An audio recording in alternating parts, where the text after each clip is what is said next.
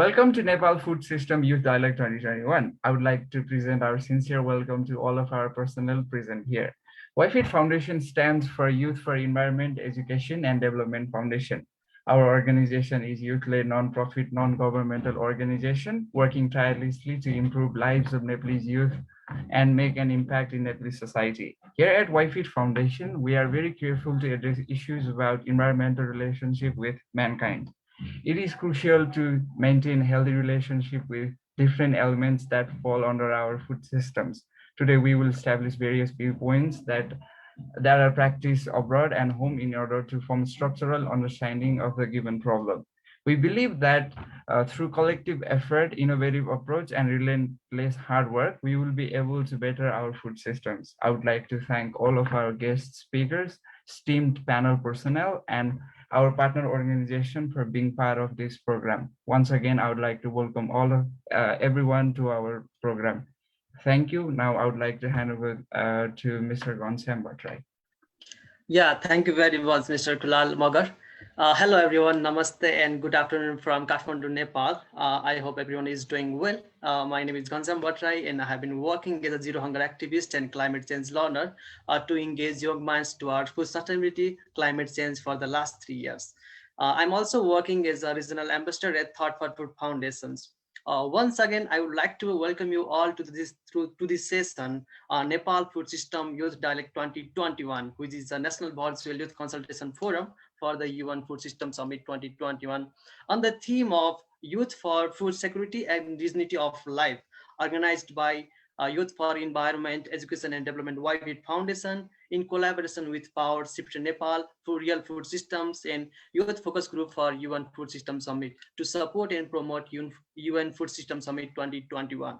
This summit is a milestone to reflect back on the 10 years of SDGs and draw the new key lines for the upcoming 10 years for a decade or by 2030. This session is going to be in a slightly different manner than the usual ones. It's a kind of brainstorming session to dive into the national and local food systems of Nepal, and we will be taking thoroughly on underlying challenges, problems, opportunities, and roles of all the stakeholders to reinforce the systems. As a ground rules, please mute yourself unless you have any queries or put your questions on chat box. We will take your questions from the air. Before jumping into the session, I would like to share a tentative schedule for the session.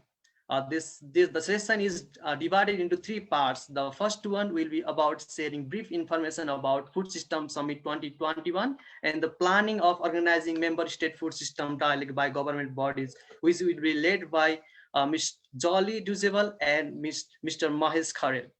The second one will be a panel discussion where our 4 panelists, Mr. Kushal Gurung, Ms. Neha Malla, Mr. Abhishek Khatta, and Mr. Pralisa Adhikari will share their views on different questions. And the last one will be a brainstorming session where participants will be sharing their views on a particular statement, which will be mentioned later.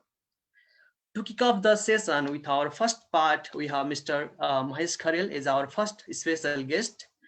Good afternoon, sir. Welcome to the session, and thank you very much for accepting our request to join the session. Please kindly unmute yourself. During that, I'll be introducing you to our participant. Mr. Mahesh Kharel has been working with the government of Nepal for more than 3 decades. He joined National Planning Commission in 2012 when he started working as a program director of Agriculture and Poverty Alleviation section for 8 years. He has played a vital role to develop the draft of periodic plans and policies and facilitate formulation, approval, and amendment of the yearly development program of the agriculture and poverty alleviation sector. Sir, I would like to request you to share your views about the planning of organizing member state food system dialogue by government bodies to support UNFSS 2021. The next 5 minutes is yours. Over to you, sir. Mr. Kharel. Thank you very much, Ghanshyam, sir. I would like to first thank you very much for giving this opportunity to participate in this program. Now, one of the objectives of agriculture sector of 15th plan is to food and nutrition security.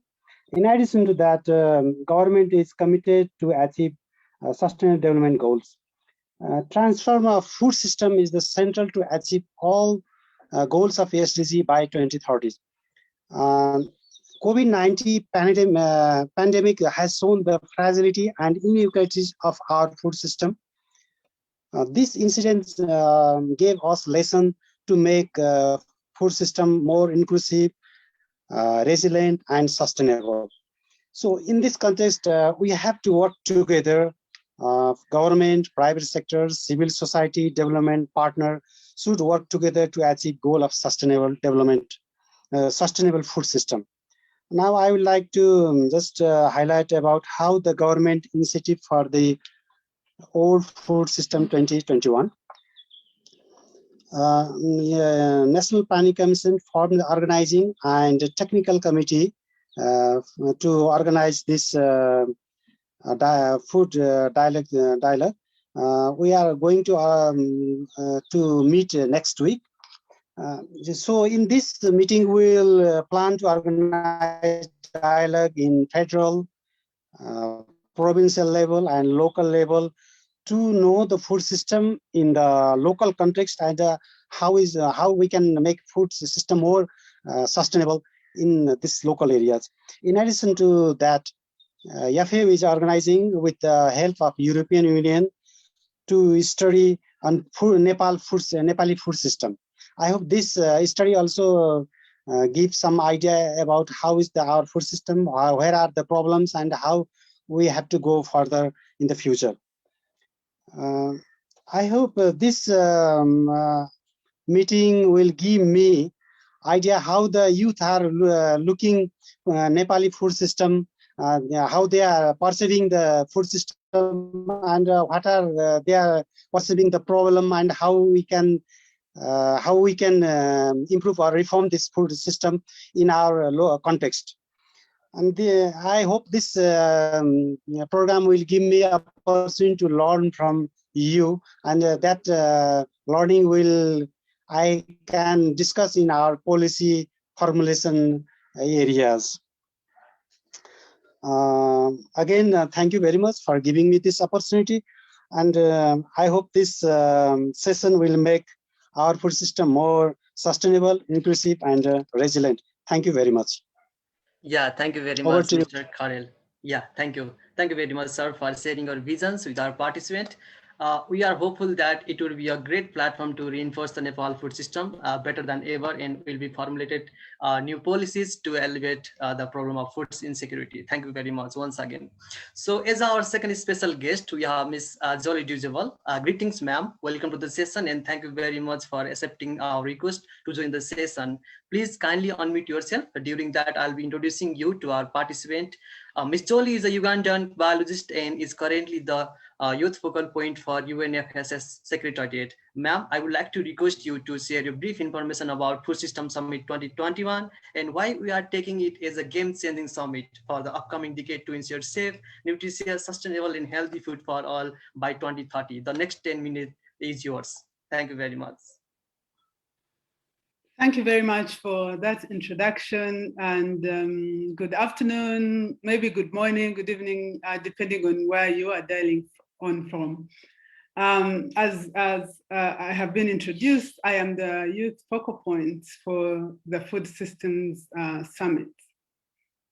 You may all know that this year, the Secretary General of the UN will be convening a UN Food System Summit in New York around September.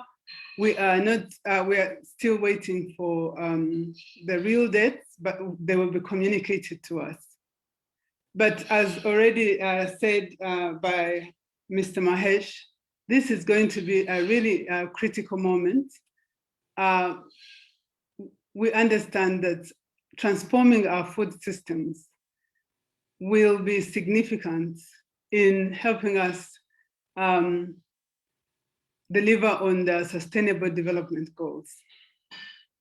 And when we talk about food systems, we are not only talking about farmers, farming, soil, we are talking about all of the elements that help us to have food at the table. We're talking about production, but we're also talking about transport, advertising, we're talking about health, we're talking about land, we're talking about all of these elements that are interlinked that help us to produce food. And so when I'm talking about the Food System Summit, I would like us to think about it in that kind of holistic way. And why is that important? We recognize that our current food systems are failing people and the planet. For example, even though we produce sufficient food that could feed the whole global population today, 690 million, about 690 million people go hungry, yet we have about 30% of our food wasted, thrown away. We also know that about 3 billion people cannot afford nutritious food. And research shows that increasingly, diet-related diseases are becoming rapid and are increasing. We also know that our food is one of the biggest contributors to climate change. About 30%, up to 30% of the global gas emission is from our food systems. And we know that agriculture really contributes to deforestation and all of that. So we know all of these challenges. And COVID has indeed, like Mr. Mahesh has indicated, COVID has really exposed the fragilities of our food systems. And the most affected people are the vulnerable people, people who were already hungry, people who were already poor. And so that's why we're having the Food System Summit this year. It is very, very important, and it comes at a critical time. And as I said, that food is the connector of all of us. This is something that we all need to do collectively, think about how we can address these issues. So the Food System Summit provides an opportunity for everyone to come together to kind of assess these problems, understand local food systems, understand our challenges, and come together with solutions that will define our future food systems. The Deputy Secretary General, together with the Special Envoy for the Food System Summit, has called on the youth particularly to come together and lead this process, to provide ideas, innovative ideas on how we can contribute to this process. And so it's my privilege and pleasure to be a part of this conversation of young people that are really starting to look at their own food systems and lead the way. And I would encourage, like Mr. Mahesh said, I would encourage that in the national dialogues, these young people are also invited to be around the table with the member states, with the different ministries, private sector, civil society, so that we collectively think about how to strengthen our food systems. And so I think one of the key questions is, how can young people engage?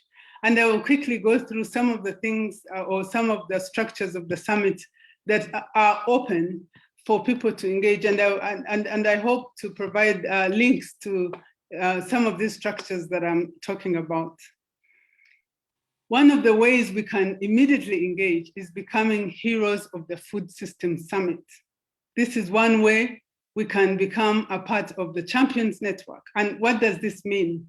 This means that as individuals, we go to our website, we click Take Action on the part of Take Action, and then we register as Food Systems Heroes. What that actually means is that we commit to learn more about food systems, read more about it, understand our food systems, share information with our peers, and come up with solutions that help to strengthen our food systems.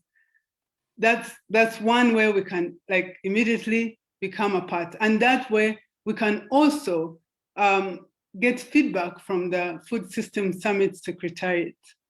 So I would encourage everyone on this call to please sign up and become a food systems hero. Another way is what we are doing now. Dialogue, summit dialogues. As you can imagine, these are complex issues we're dealing with, and they're different in every location, in every region of the world. And so the summit encourages people to gather and dialogue, think about these problems, think about the solutions, think about how they define the next 10 years, the decade of action, to be able to achieve or deliver on the SDGs.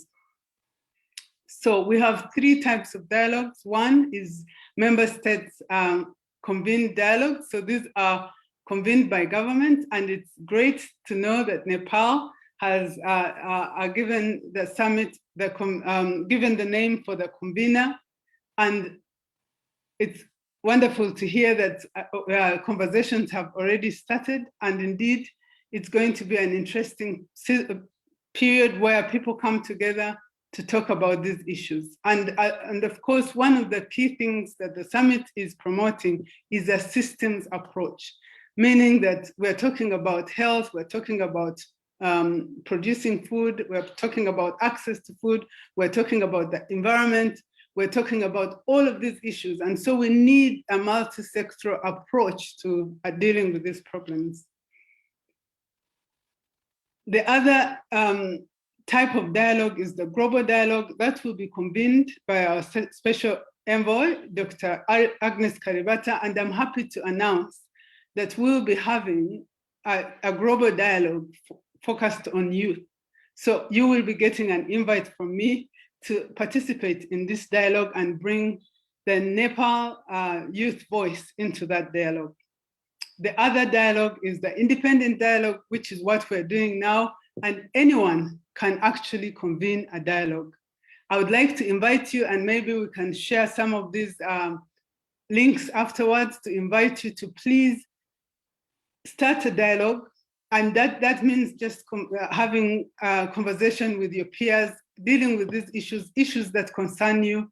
All you need to do is get to our website and register your dialogue on the Summit Gateway.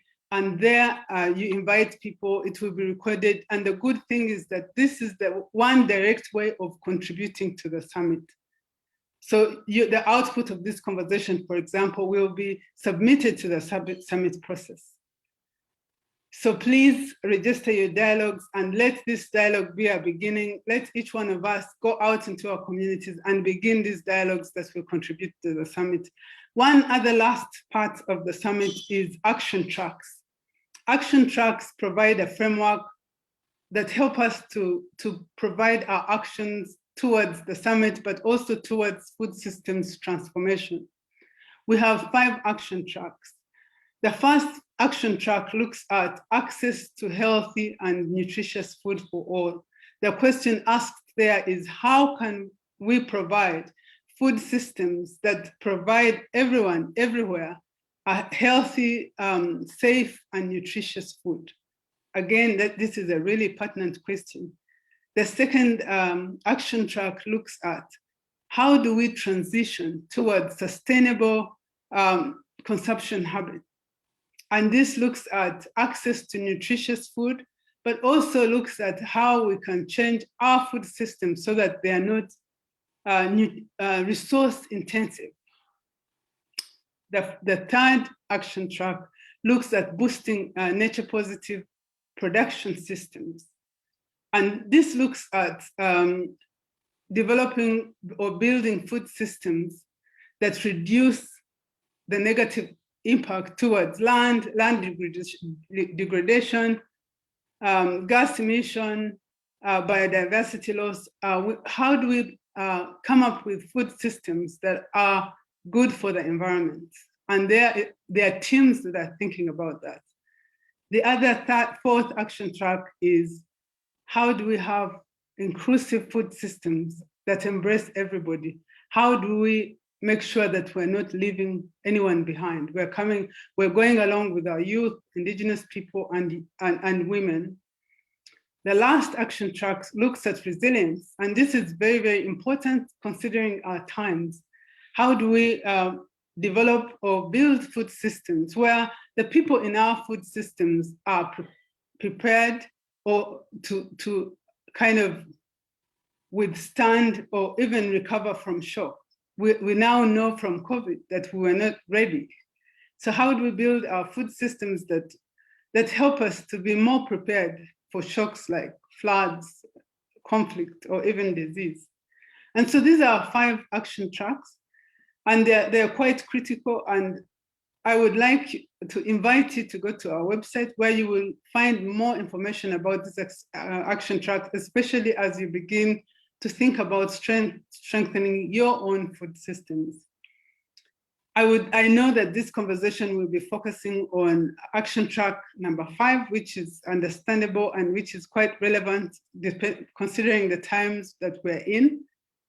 But I would also encourage you to join other conversations that are on our summit, digital summit platform. We have a community platform where we have conversations going on, people contributing to ideas. Again, I'll be sharing a link there. So thank you very much for having this conversation. And please, let's join the global conversation. Let's have a conversation within ourselves, but also join the different conversations that are happening around the world about strengthening food systems. Thanks again to the organizers. It's really wonderful to see you on this platform discussing this pertinent question. Thank you very much. Thank you very much for sharing your views about UN Food System Summit and highlighting its 5 action tracks, its importance and types of dialogue, ways of engagement in the summit, and all the cumulative efforts happening from all parts of the world to make this summit is a common platform to all the stakeholders of local, national, and global food system. Thank you so much, Jolie, once again. So we are grateful to our both special guests and request to be with us during the session if it is convenient for both of you. So meanwhile, I would like to request all the speakers, participants, and special guests to turn your cameras on. If it is possible, it can make our session much interactive and fun. Now, we would like to move on to our second part of the session, which is a panel discussion, and it will be held in our national language as well as international language. सम्पूर्णमा फेरि पनि स्वागत छ। म घनश्याम भट्टराई तपाईहरुलाई स्वागत गर्न चाहन्छु यस कार्यक्रममा। आजको यस सेसनको दोस्रो भाग अर्थात् प्यानल डिस्कसनलाई अगाडि बढाउने क्रममा हामीसँग 4 जना प्यानलिस्ट हुनुहुन्छ। 4 जना अतिथिहरुको नाम र अनुहार हामी सबैमा परिचित नै छ। यद्यपि म हाम्रो सबै प्यानलिस्टको बारेमा हाम्रो पार्टिसिपेन्टलाई पुनः परिचित गराउन चाहन्छु। त्यतिबेलासम्म सबै जनाले आफ्नो क्यामेरा चाहिँ अन गरिदिनु होला। We have Mr. Kusal Gurung. He is the founder and CEO of Wind Power Nepal, which provides engineering and consultancy service for renewable energy projects. He is also a co-founder and director of Gandagi Urja, a company that converts organic waste to produce bio-CNG and organic fertilizer. Mr. Kusal is also an expert member of the Government of Nepal's Environment Protection Council. सबैलाई कार्यक्रममा स्वागत छ। त्यसै गरी we have Ms. Neha Malla, co-founder of Sochai Youth for Nutrition organization. He is a registered pharmacist and community nutritionist working in the sector of primary health care, maternal child health, and nutrition for the past 5 years. She is passionate about bridging the gap between people and their right to basic health care services, especially in rural areas. Ma'am, like कार्यक्रममा स्वागत छ। Similarly, we have Mr. Abhishek Khadka. Abhishek Khadka is a master's graduate in food technology with a major in dairy technology. He is involved with the Nepal Food Technologist Student Association NEPSA, Youth Peer Education Network Nepal YPR, US Embassy Youth Council 2013, UN Youth and Student Association Nepal, Young Professional for Agriculture Development YPAR Nepal, Nepalese Youth for Climate Action NYCA, Third for Food Foundation, Global Landscapes Forum GLF, and so on.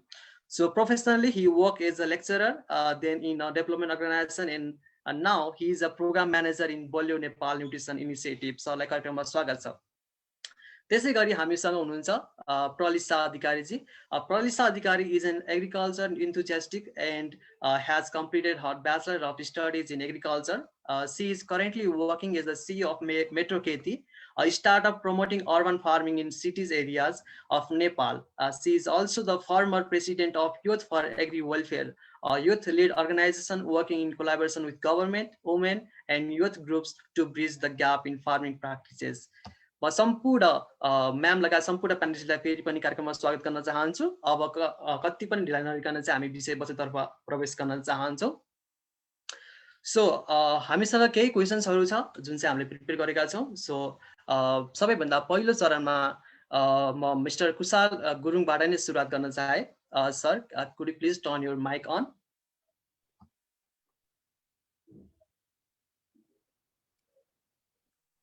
गरिसकेँ मैले। Yeah thank you very much sir. So अलिकति विषयवस्तुलाई थोरै सामाजिक ढङ्गबाट ढालौँ र आफ्नो भौगोलिक हिसाबले पनि अब नेपालको कुराहरू पनि गर्न थालौँ र अलिकति कन्भर्सेसनलाई थोरै सहज पनि बनाउनको लागि म नेपाली ल्याङ्ग्वेज नै युज गर्छु। सो सरको एक्सपिरियन्सको आधारमा भन्नुपर्दाखेरि चाहिँ नेपालमा खाद्य प्रणालीको अवस्था कस्तो छ र तपाईँले यसलाई कसरी हेर्नु भएको छ? How is the condition of the food systems in Nepal and how do you see it? Okay, Ghanshyamji धन्यवाद। यो I think as a disclaimer first म तपाईँहरूसँग के भन्न चाहन्छु भने म I'm not a food expert. म यो फुड टेक्नोलोजी सब्जेक्टको खासै मान्छे परेन र मेरो ब्याकग्राउन्ड वास्तवमा इनर्जी एन्ड इन्भाइरोमेन्ट हो। मेरो एज अ लेमेन मैले देखेको म के भन्न चाहन्छु भने आई थिङ्क जुन पहिला हाम्रो मेबी से फर्स्ट जेनेरेसन हाम्रो हजुरबुवाहरूले जुन चाहिँ एउटा त्यति बेलाको अस्पतालहरू नहुँदाखेरि पनि उहाँहरू जुन निरोगी जीवन बिताउनुहुन्थ्यो त्यसमा उहाँहरूको यो खाना पोषणको कुराको योगदान धेरै ठुलो देखिन्थ्यो। जब जुन अहिलेको केसमा हाम्रो केसमा यो प्रोसेस फुडमा आउँदासँग आई थिङ्क देयर इज दुईवटा छ Nepal, there is rural Nepal and urban Nepal. होइन, अर्बन नेपालमा चाहिँ यसको चाहिँ यो एकदम यो प्रोसेस फुडको कन्जम्सन बढ्दो छ र प्लस सेम टाइम यो रुरल एरियामा जहाँ हाम्रो चाहिँ यो राइस बेल्ट हो र हाम्रो प्रोडक्सन हाउस हो त्यहाँ चाहिँ युज अफ केमिकल फर्टिलाइजर्सहरू बढिरहेको छ र पेस्टिसाइड्स पनि त्यो अनुसार बढ्दैछ। यो दुईवटा कुराको इम्प्याक्ट चाहिँ I think if you look in last 20 years then we're probably in a wrong trend. त्यो हिसाबले चाहिँ it's not that good compared to what was before, I can say. तर same time I think with innovation in technology प्रोडक्सनको यिल्डहरू चाहिँ बढिरहेको छ होला। एउटा यो तपाईँको ल्याङ्ग्वेजमा के भन्छ पर हेक्टरको एरियाहरूमा र प्लस भेराइटी पनि बढेको छ होला र लाइफस्टाइल चेन्ज अनुसार आई थिङ्क हाम्रो लन्जिभिटी त एजको बढेको छ।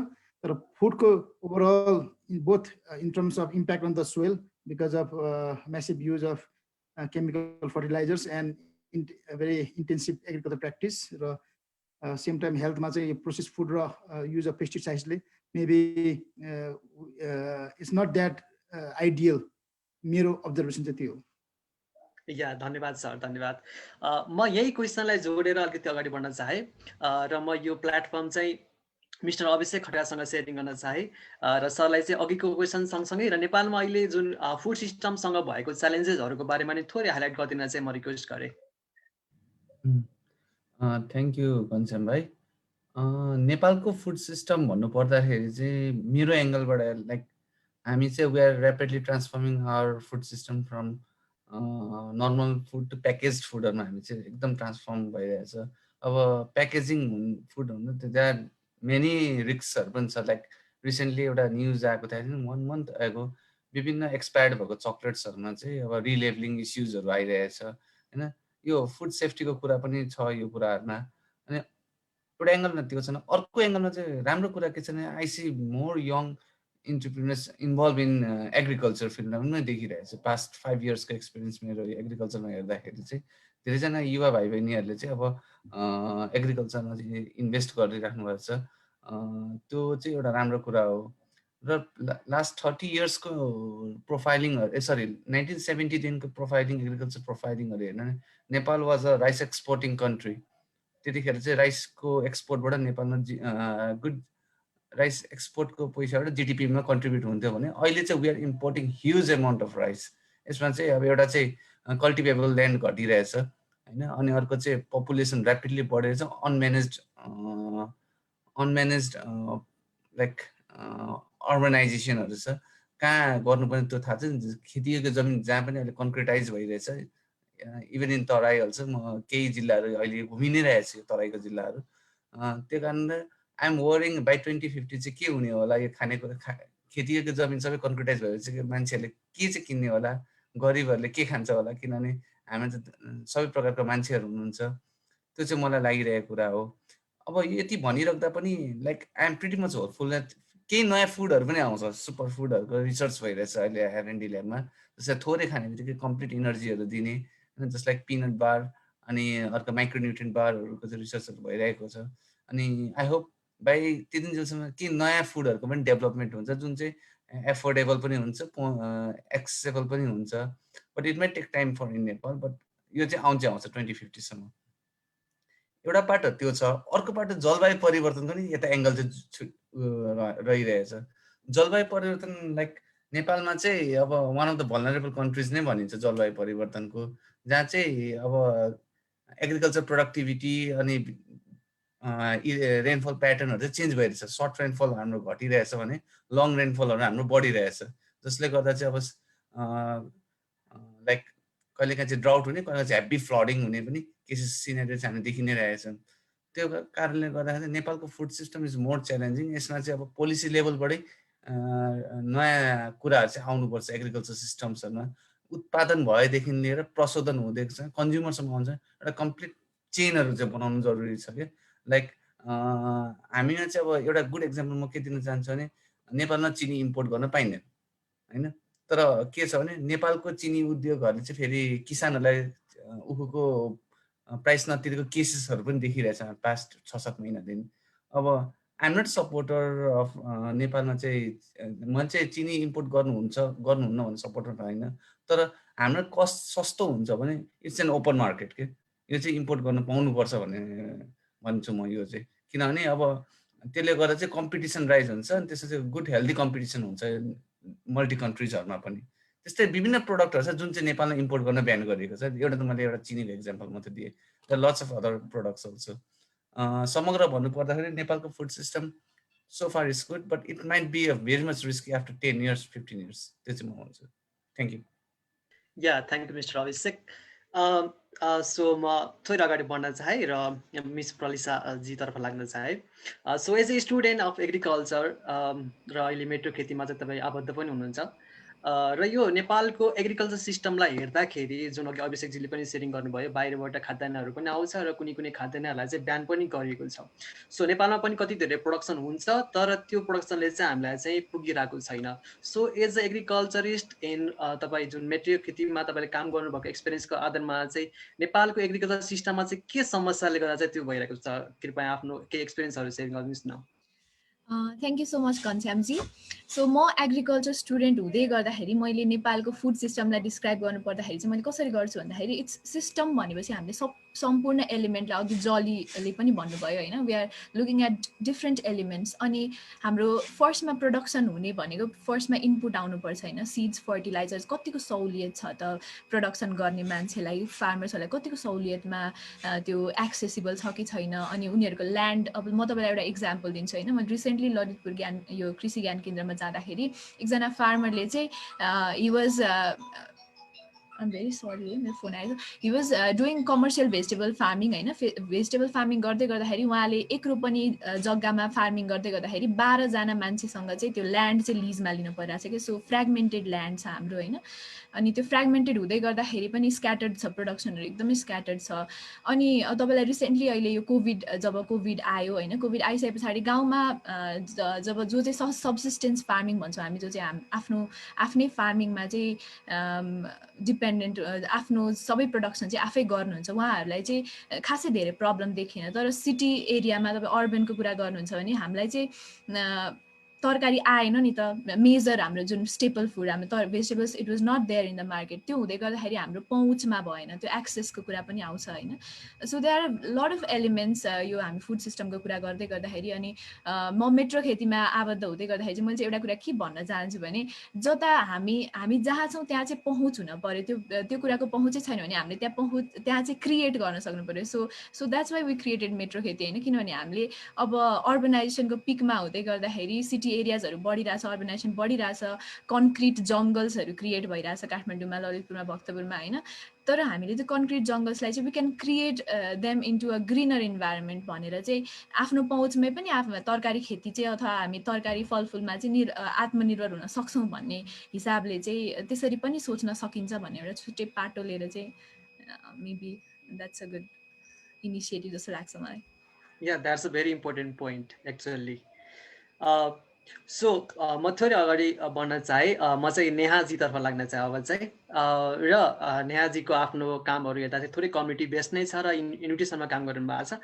म थोरै जोड्न चाहे, फुड सिस्टममा चाहिँ प्रोडक्सनदेखि कन्जम्सनसम्मको कुराहरू आउँछ र त्यहाँ चाहिँ तपाईँको न्युट्रिसनलाई एकदमै धेरै असर पारिरहेको छ। नेपालमा पनि अझै पनि 40% भन्दा बढी व्यक्तिहरू चाहिँ गरिबीको रेखामुनि छन् र त्यही नै अझै धेरै फुड इन्सेक्युरिटी प्रिभ्यालेन्ट नै छ होइन।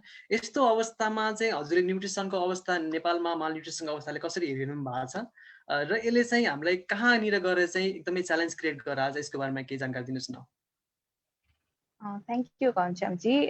सबैलाई फर्स्ट अफ अल नमस्ते अनि गुड आफ्टरनुन। सो मेरो ब्याकग्राउन्ड चाहिँ बेसिकली कम्युनिटी न्युट्रिसन अनि मेरो अर्गनाइजेसनबाट पनि हामीले बेसिकली ग्रासरुट लेभलमै होइन, त्यो पनि मोस्टली रुरल र रिमोट एरियाजमा चाहिँ न्युट्रिसन स्टेटस कस्तो छ भनेर इन्टरभेन्सनहरू कामहरू गरिरहेको छौँ। र हाम्रो एक्सपिरियन्स र अब्जर्भेसनको बेसिसमा भन्नुपर्दा नेप्लिज फुड सिस्टमको च्यालेन्जेस हामीले अहिले देखेको चाहिँ one of the major reasons भनेको एउटा एक्सेसिबिलिटी भयो है, जुन तपाईँले भन्नुभयो नि, more than 40% of Nepalese population अझै पनि गरिबीको रेखामुनि हुनुहुन्छ होइन। सो फुड सिक्योरिटी, फुड र न्युट्रिसनल रिसोर्सेसको एक्सेसिबिलिटीको लागि उहाँहरूलाई धेरै समस्या पनि छ। अनि अर्को सेकेन्ड मैले देखेको ठुलो च्यालेन्ज भनेको न्युट्रिसनल नलेज अवेरनेस पनि हामीमा एकदमै लो कम चाहिँ पाएको छु। अब हामी चाहिँ नेपालीहरू मैले देखे अनुसार होइन, जहाँ जहाँ म पुगेको छु, हामी चाहिँ खान नपाएर होइन, खान नजानेर चाहिँ माल न्युट्रिसन अथवा माल नरिसमेन्टको शिकार चाहिँ भएको छौँ कि। किनभने हामीले if we can look around, अब माथि अप्पर बेल्ट होइन, माउन्टेनस रिजन बाहेक हाम्रो हिली र तराई रिजनमा त केही न केही किसिमको क्रप्सहरू अथवा भेजिटेबल्सहरू आफ्नै घरबारीमा नजिकै सबैले चाहिँ उमारेर खाइराख्ने प्रचलन like it's been on from generations and over है। तर कुन कुराले चाहिँ सही न्युट्रिसन पाउने, सही मात्रामा खाने भने त्यो जानकारी, त्यो अवेरनेसको कमी भएको कारण पनि धेरैजना मालन्युट्रिसनको शिकार भइराख्नु भएको छ। स्पेसली हामी चाहिँ बच्चा र आमाहरू यो सुनौला हजार दिन गोल्डन 1000 डेजको पपुलेसनसँग काम गर्छौँ होइन। उहाँहरूमा त झनै यो न्युट्रिसनल एस्पेक्टको नलेज, कम्प्लिमेन्ट्री फिडिङ, डायट डाइभर्सिटीको कुराहरू, त्यसको नलेज चाहिँ एकदमै पुवर छ कि। अनि उहाँहरूलाई रिसोर्सेस घरमा हुँदा हुँदै पनि होइन, यो कुरा खुवाउनुहुन्छ, यो हुँदैन भन्ने त्यो मिथ्स र ट्याबुज त छँदैछ, प्लस मिसकन्सेप्सन पनि अहिले आएर धेरै नै भएको छ, जसले गर्दाखेरि एक्चुअल फुड अनि हाम्रो जुन मौलिक खानेकुरा हामी भन्छौँ नि नेपालीहरूको, दाल भात तरकारी ढिँडो होइन, जसमा चाहिँ एकदमै हाई न्युट्रिएन्ट भ्यालु भएको ग्रेन्सहरू, सिरियल्सहरू हामी प्रयोग गर्थ्यौँ, त्यसलाई चाहिँ बिस्तारै अघि हाम्रो प्रिभियस स्पिकर्सहरूले नि भन्नुभयो, प्याकेज फुडहरूले अहिले रिप्लेस हुन थालेको छ। अब मोडर्न हुने भएनौँ कि अलि time availability plus easy cooking उसको तवरले भनौँ होइन, त्यस्तो प्याकेज फुडहरूले रिप्लेस गरेको हुँदाखेरि जुन हाम्रो मौलिक ग्रेन अनि local high nutrient भ्याल्युको फुड्सहरू replace भइराख्ने trend छ। यसले गर्दाखेरि पनि माल नरिसमेन्टको डिफ्रेन्ट फर्म्सहरू हामीले कम्युनिटीमा चाहिँ अहिले देखिरहेको छौँ। अर्को भनेको चाहिँ नट जस्ट अन्डर न्युट्रिसन होइन, कुपोषण चाहिँ पौष्टिक आहार कमी मात्र नभएर अहिले अर्बन एरियाजमा चाहिँ फेरि झनै यो junk food, package food, street फुडहरू बढी कन्जम्सन भएर रादर देन घरको खानेकुरा जुन हाम्रो बेस स्टेपल डायट छ, दाल भात तरकारी, त्यसलाई भन्दा बाहिरको खानेकुराहरू चाहिँ बढी रुचाउने कारणले ओभर न्युट्रिसन, ओबेसिटी जस्ता विभिन्न अरू फर्म्स अफ माल न्युट्रिसन। अनि third hidden hunger, micro nutrient त झन् कन्जम्सन एकदमै थोरै, तरकारीहरू सकेसम्म खाँदै नखाने, ओइली तारेको खानेकुरामा चाहिँ बढी फोकस हुने, अनि जुन चाहिँ प्यालेटलाई चाहिँ स्वादिलो लाग्ने होइन, त्यस्तो पपुलेसन भिन्न किसिमको माल न्युट्रिसन भन्नाले। अनि रुरल र अलिकति रिमोट एरियाजमा चाहिँ due to lack of nutritional awareness, nutritional knowledge र रिसोर्सेस युटिलाइजेसनको कमी, त्यो प्र्याक्टिस चाहिँ अहिलेसम्म राम्ररी हुन नसकेको कारण नेप्लिज फुड सिस्टम चाहिँ अब हाम्रो कन्जम्सनको हिसाबले मैले चाहिँ एकदमै धराशायी नै बन्दै गएको देखिरहेको छु। त्यही भएर it's high time that we promote our local foods होइन, र सकेसम्म अझै पनि आफ्नो फुड कन्जम्सनलाई चाहिँ सस्टेनेबल बनाउनलाई आफ्नै घर वरिपरि कुन तवरमा हुन्छ, आइदर कौशी खेती हुन्छ कि किचन गार्डनिङ हुन्छ, स्मल स्केलमा चाहिँ आफैले केही फर्म अफ एग्रिकल्चर र न्युट्रिसनलाई लिङ्क गरेर केही गर्न सकियो भने चाहिँ आई थिङ्क डेली फुड कन्जम्सनमा चाहिँ सबैले आफ्नो न्युट्रिसनल रिक्वायरमेन्ट र डिमान्डहरू फुलफिल गर्न सक्नुहुन्छ जस्तो लाग्छ। र भर्खरै जुन यो कोभिड लकडाउनमा पनि हामीले धेरैले देख्यौँ है, कौशी खेतीको ट्रेन्ड पनि फेरि फस्टाएर आएको थियो, बिकज अब बाहिर त निस्किन पाइँदैन थियो, अनि आफैले केही उमारेर खाने ट्रेन्ड चाहिँ कतिपय कम्युनिटिजमा हामीले देख्यौँ नि त। So if we can focus on that, I think Nepalese food सिस्टमलाई चाहिँ सस्टेनेबल पनि बनाउन सकिन्छ र न्युट्रिसनल भ्याल्युबाट त्यसलाई फेरि रिइनर्जाइज रिप्लेनिस पनि गर्न सकिन्छ जस्तो चाहिँ मलाई लाग्छ। हजुर, एकदमै न्यायाधीशले कुराहरू सेयरिङ गर्दा चाहिँ मलाई ठ्याक्कै एउटा पोइन्ट याद आयो। मैले केही पहिला चाहिँ एउटा सेसनमा सुनेको थिएँ कि नेपालमा चाहिँ 60% भन्दा बढी व्यक्तिहरू चाहिँ एग्रिकल्चरमा डिपेन्ड छन्, जहाँ कि युएसएमा चाहिँ 2% मात्रै व्यक्तिहरू एग्रिकल्चरमा छन्। तर नेपालमा चाहिँ माल न्युट्रिसनको बढी प्रिभ्यालेन्ट देखिन्छ भने युएसएमा चाहिँ बढी ओबेसिटीको प्रब्लम देखिन्छ। सो यो दुईटा बिचको कन्ट्राडिक्सनले पनि यतिकै क्लियर गरेर छ कि नेपालको कस्तो रङ प्र्याक्टिसहरू छ र हामीले कुकिङ प्र्याक्टिसहरूमा जुन हामीले एकदमै ओभर कुकिङहरू गर्छौँ त्यसले पनि हाम्रो कसरी असरहरू पारेको छ, अनि कन्भेन्सनल वेमा चाहिँ हामीले कसरी खेतीपाती गरेका छौँ, हामीले मोनोक्रप्सहरू त्यसै गरी हामीले हाल्ने पेस्टिसाइड्सहरूले कसरी असर गराएको छ भन्ने कुरा अभियसली हुन्छ। र यही सन्दर्भमा जोड्ने क्रममा चाहिँ मलाई ठ्याक्क एउटा याद आयो, मैले कुशल सरको चाहिँ फेसबुक पेजहरू एकदमै धेरै फलो गरेर आउँछु, अनि त्यसपछि उहाँको त्यो प्राङ्गारिक मल सम्बन्धी अर्ग्यानिक मल्सहरू सम्बन्धी उहाँको पोस्टहरू पनि मैले हेरिरहेको हुन्छु, जुन चाहिँ अहिले बिग मार्टमा पनि अभाइलेबल छ भन्ने सुनेको छु। सो सरलाई मैले एउटा क्वेसन सोध्न चाहे, नेपालमा पहिले अलरेडी नै रासायनिक मलहरूको प्रयोग एकदमै धेरै भइरहेको बेलामा अहिले अर्ग्यानिक मलको अवस्था र यो सम्बन्धी पेस्टिसाइड्सहरू जैविक मलहरू सम्बन्धी मान्छेको धारणा कस्तो रहेको छ, किसानहरूले यसलाई कसरी लिइरहेका छन्, केही प्रश्न पारिदिनुहोस् न। धन्यवाद घनश्यामजी। तपाईँलाई मलाई थाहा थिएन कि तपाईँले मेरो बारेमा यो पनि बुझ्नु भएको छ भनेर, र मैले आफ्नो मार्केटिङ गर्न नखोजेको भएर त्यो कुरा अगाडि राखेन। हाम्रो यो मेरो धन्दै अबको चाहिँ 1.5 वर्षको यो अनुभव हो हामीले यो अर्ग्यानिक मल बेच्न थालेको। यसमा के देखियो भने ग्रोइङ सेन्स अफ अवेरनेस होइन, स्पेसली यही यङ र अर्बन सेन्ट्रिक फार्मर्स र अर्बन कन्ज्युमरलाई टार्गेट गरेको फार्मर्सहरूकोमा चाहिँ अर्ग्यानिक फार्मिङ प्रतिको चाहिँ लगाव र त्यसमा उहाँहरूको एउटा चाहिँ एउटा बिलिफ पनि स्ट्रङ देखियो, र त्यो अनुसार there is a big growing demand त्यो चाहिँ छ। तर that is just still less than 5% of the entire market जस्तो लाग्छ मलाई होइन। अब त्यसलाई म कसरी भनौँ भने दैनिक हाम्रोमा वर्षेनी 7 लाख टनको मलको माग देखिन्छ। त्यसमा चाहिँ अर्ग्यानिक यो केमिकल फर्टिलाइजर मात्रै इम्पोर्ट गर्नको लागि हामीले गभर्मेन्टले यो वर्ष मात्रै 11 अर्बको बजेट छुट्याएको थियो, र योभन्दा अगाडि 3 अर्ब जति छुट्याएको थियो। त्यो हेऱ्यो भने पनि उहाँहरूले झन्डै 5 लाख टन जति चाहिँ अर्ग्यानिक केमिकल फर्टिलाइजरलाई प्राथमिकता दिएको देखिन्छ। तर सरप्राइजिङली यो वर्ष मल आएन होइन। अब यो कोभिडले गर्दा सप्लाई चेन ग्लोबल सप्लाई चेनमा यसको इम्प्याक्ट पर्दाखेरि नेपालमा समयमा मल आएन, र पहिलो यो पालो चाहिँ असारको खेती होइन, धानको हाम्रो जुन मेजर स्टेबल फुड यसको खेती गर्दाखेरि धेरै किसानले प्राय अर्ग्यानिक केमिकल फर्टिलाइजर बिना नै खेती गर्न पर्यो, र त्यसको एउटा प्रोजेक्सन के गरेको थियो धेरैले भने विज्ञहरूले अब यो वर्ष चाहिँ धानको चाहिँ उब्जनी कम हुन्छ र यसको इम्प्याक्ट चाहिँ जिडिपीमा पर्छ भन्ने देखाएको थियो। तर सरप्राइजिङली धानको इल्ड चाहिँ घटेन, धानको इल्ड राम्रै भएको छ।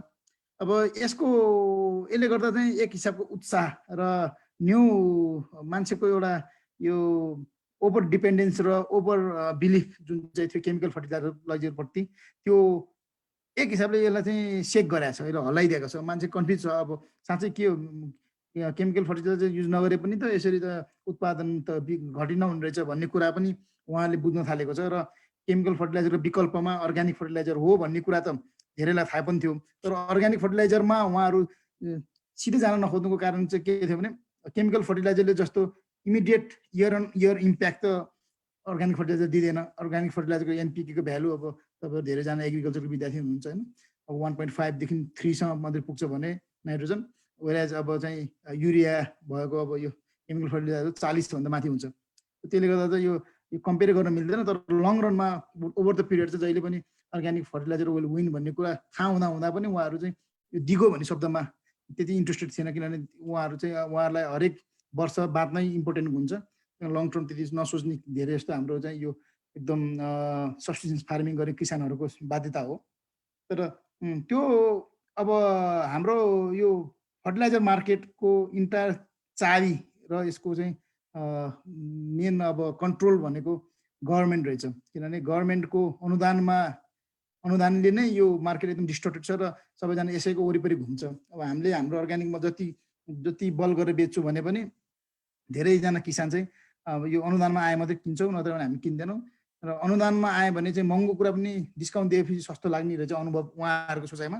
तर चाहिँ सस्तैमा चाहिँ कुनै चाहिँ बिना अनुदान बेच्यो भने पनि उहाँहरूले चाहिँ किन्न खोज्दैन, उहाँहरूलाई डिस्काउन्टमा बढी इम्पोर्टेन्ट हुँदैछ, कति पर्सेन्ट चाहिँ अनुदान पाइन्छ भनेर सोध्ने। यो अनुदानले गर्दा मार्केट अलिकति डिस्टोर्टेड छ। तर ओभरअल अघि नै भने मैले यो रुरल र अर्बनको कुरा छ, र अर्बन सेक्टरमा जति पनि फार्मिङमा इन्ट्रेस्ट भएको मान्छेहरू जुन तपाईँले भने अहिले आजकल त पढे लेखेको एग्रिकल्चर पढेको ग्रेजुएटहरू पनि कृषिमा लागिरहेछ, कौशी खेतीदेखि लिएर अर्बन फार्मिङको कुरा छ। म आफै पनि अहिले हाइड्रोपोनिक्स गरिरहेको छौँ होइन। अब हाइड्रोपोनिक्सको म पछि कुरा गरौँ। अहिले यो अर्ग्यानिक फार्मिङको मात्रै कुरा गर्ने भने हाम्रो केमिकल फर्टिलाइजरको अघि मैले भने ओभरअल हाम्रो फर्टिलाइजर डिमान्ड यदि 7 लाख टन पर इयर छ भने हामीसँग भएको नेपालमा भएको यो कुहिने फोहोरहरू विशेष गरी चाहिँ हाम्रो देशमा झन्डै 13 देखि 15 लाख जति हाराहारीमा गाई भैँसी छ भन्ने एउटा आँकडा छ। त्यस्तै 60 करोड जति चाहिँ हामीसँग यो 6 करोड जति हामीसँग चिकन छ होइन, चाहिँ यो कुखुराहरू छ। यो सबैबाट निस्किने यो फोहोर त्यो सुली र यो गोबरहरूलाई मात्रै पनि हामीले सङ्कलन गरेर अर्ग्यानिक फर्टिलाइजर बनाउन खोज्यो भने वर्षेनी 25 लाख टन त त्यहीँबाट निस्किन्छ। यदि त्यो निकाल्न सकेको खण्डमा हामीले हाम्रो आफ्नो पुरै मलको माग मात्रै पुरा गर्दैनौँ कि हामीले हाम्रो देशबाट मल पनि निर्यात गर्न सक्छौँ। हामी we could be an organic fertilizer importer, त्यो पनि एउटा अपर्च्युनिटी छ। तर अनफर्चुनेटली त्यो अपर्च्युनिटी अहिले हामीले क्याच गरिरहेको छैनौँ। यसको लागि अघि नै भने सबभन्दा ठुलो समस्या मार्केट हो। मार्केट इज यो चाहिँ एकदम सब्सिडी ड्रिभन छ र subsidy is heavily tilted towards chemical fertilizer. 11 अर्ब रुपियाँ हरेक वर्ष, यो वर्ष जस्तै अर्ग्यानिक केमिकल फर्टिलाइजरलाई छुट्टा थियो भने अर्ग्यानिक फर्टिलाइजरलाई किटानीको साथ बजेटै थिएन। ओभरअल हेऱ्यो भने त्यो लेस देन 2 करोड जति थियो इन्टायर नेपालमा, कहाँको 11 अर्ब कहाँको 2 करोड। त यसले नै देखाउँछ कि यो मार्केटलाई लिबरलाइज नगरिदिँदैछ। अर्ग्यानिक फर्टिलाइजरको सेगमेन्टमा जुन एउटा इन्थुजियाजम छ त्यो इन्थुजियाजमलाई हामीले क्याच गर्न गाह्रो हुन्छ। हजुर एकदमै धन्यवाद सर। म अब थोरै अगाडि बढ्न चाहे। आजको यस सेसनको चाहिँ हाम्रो थिम नै थियो कि युथको engagement in food insecurity and dignity of life भनेर। अब म थोरै युथ सम्बन्धी कुराहरू गर्न चाहे। हुन त हामी सबैजना यहाँ युथ नै छौँ र स्पेसल्ली हामीले देखिरहेको एकदमै युथमा एकदमै इन्गेजमेन्ट देखिने भनेको हाम्रो अभिषेक सर हुनुहुन्छ। सो उहाँबाट नै मैले यो प्रश्न सुरुवात गर्न चाहे। नेपालको फुड सिस्टमलाई चाहिँ अलिकति इन्हेन्स गर्न र यसमा चाहिँ अझै धेरै प्रमोट गर्नलाई चाहिँ युवाहरूलाई चाहिँ कसरी परिचालन गर्न सकिन्छ होला, आफ्नो एक्सपिरियन्सहरू सेयर गरिदिनुहोस् न।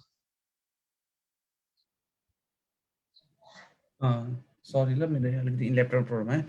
एउटा के थियो अरे query? How can youth be mobilized to contribute to improving and promoting the food system?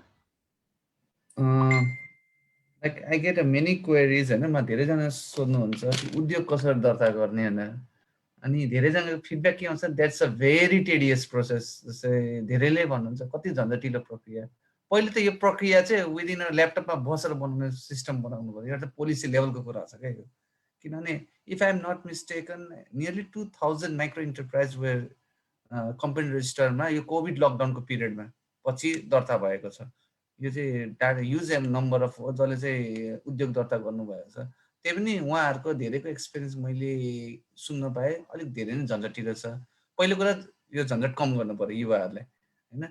दोस्रो कुरा युवाहरूलाई मोटिभेट गर्दाखेरि चाहिँ लाइक जुन लोन भन्छौँ हामी, इन्टरप्राइज स्टार्टअप गर्दाखेरि लोन चाहिन्छ, त्यो पनि धेरै झन्झटिलो छ। अब जस्तै कृषिमा त लोन दिने भन्छन् सबैले होइन, बट मैले चाहिँ कृषिको लोन चाहिँ होइन, मैले अर्को कम्पनीको लोन प्रोसेस गर्नु खोजेँ।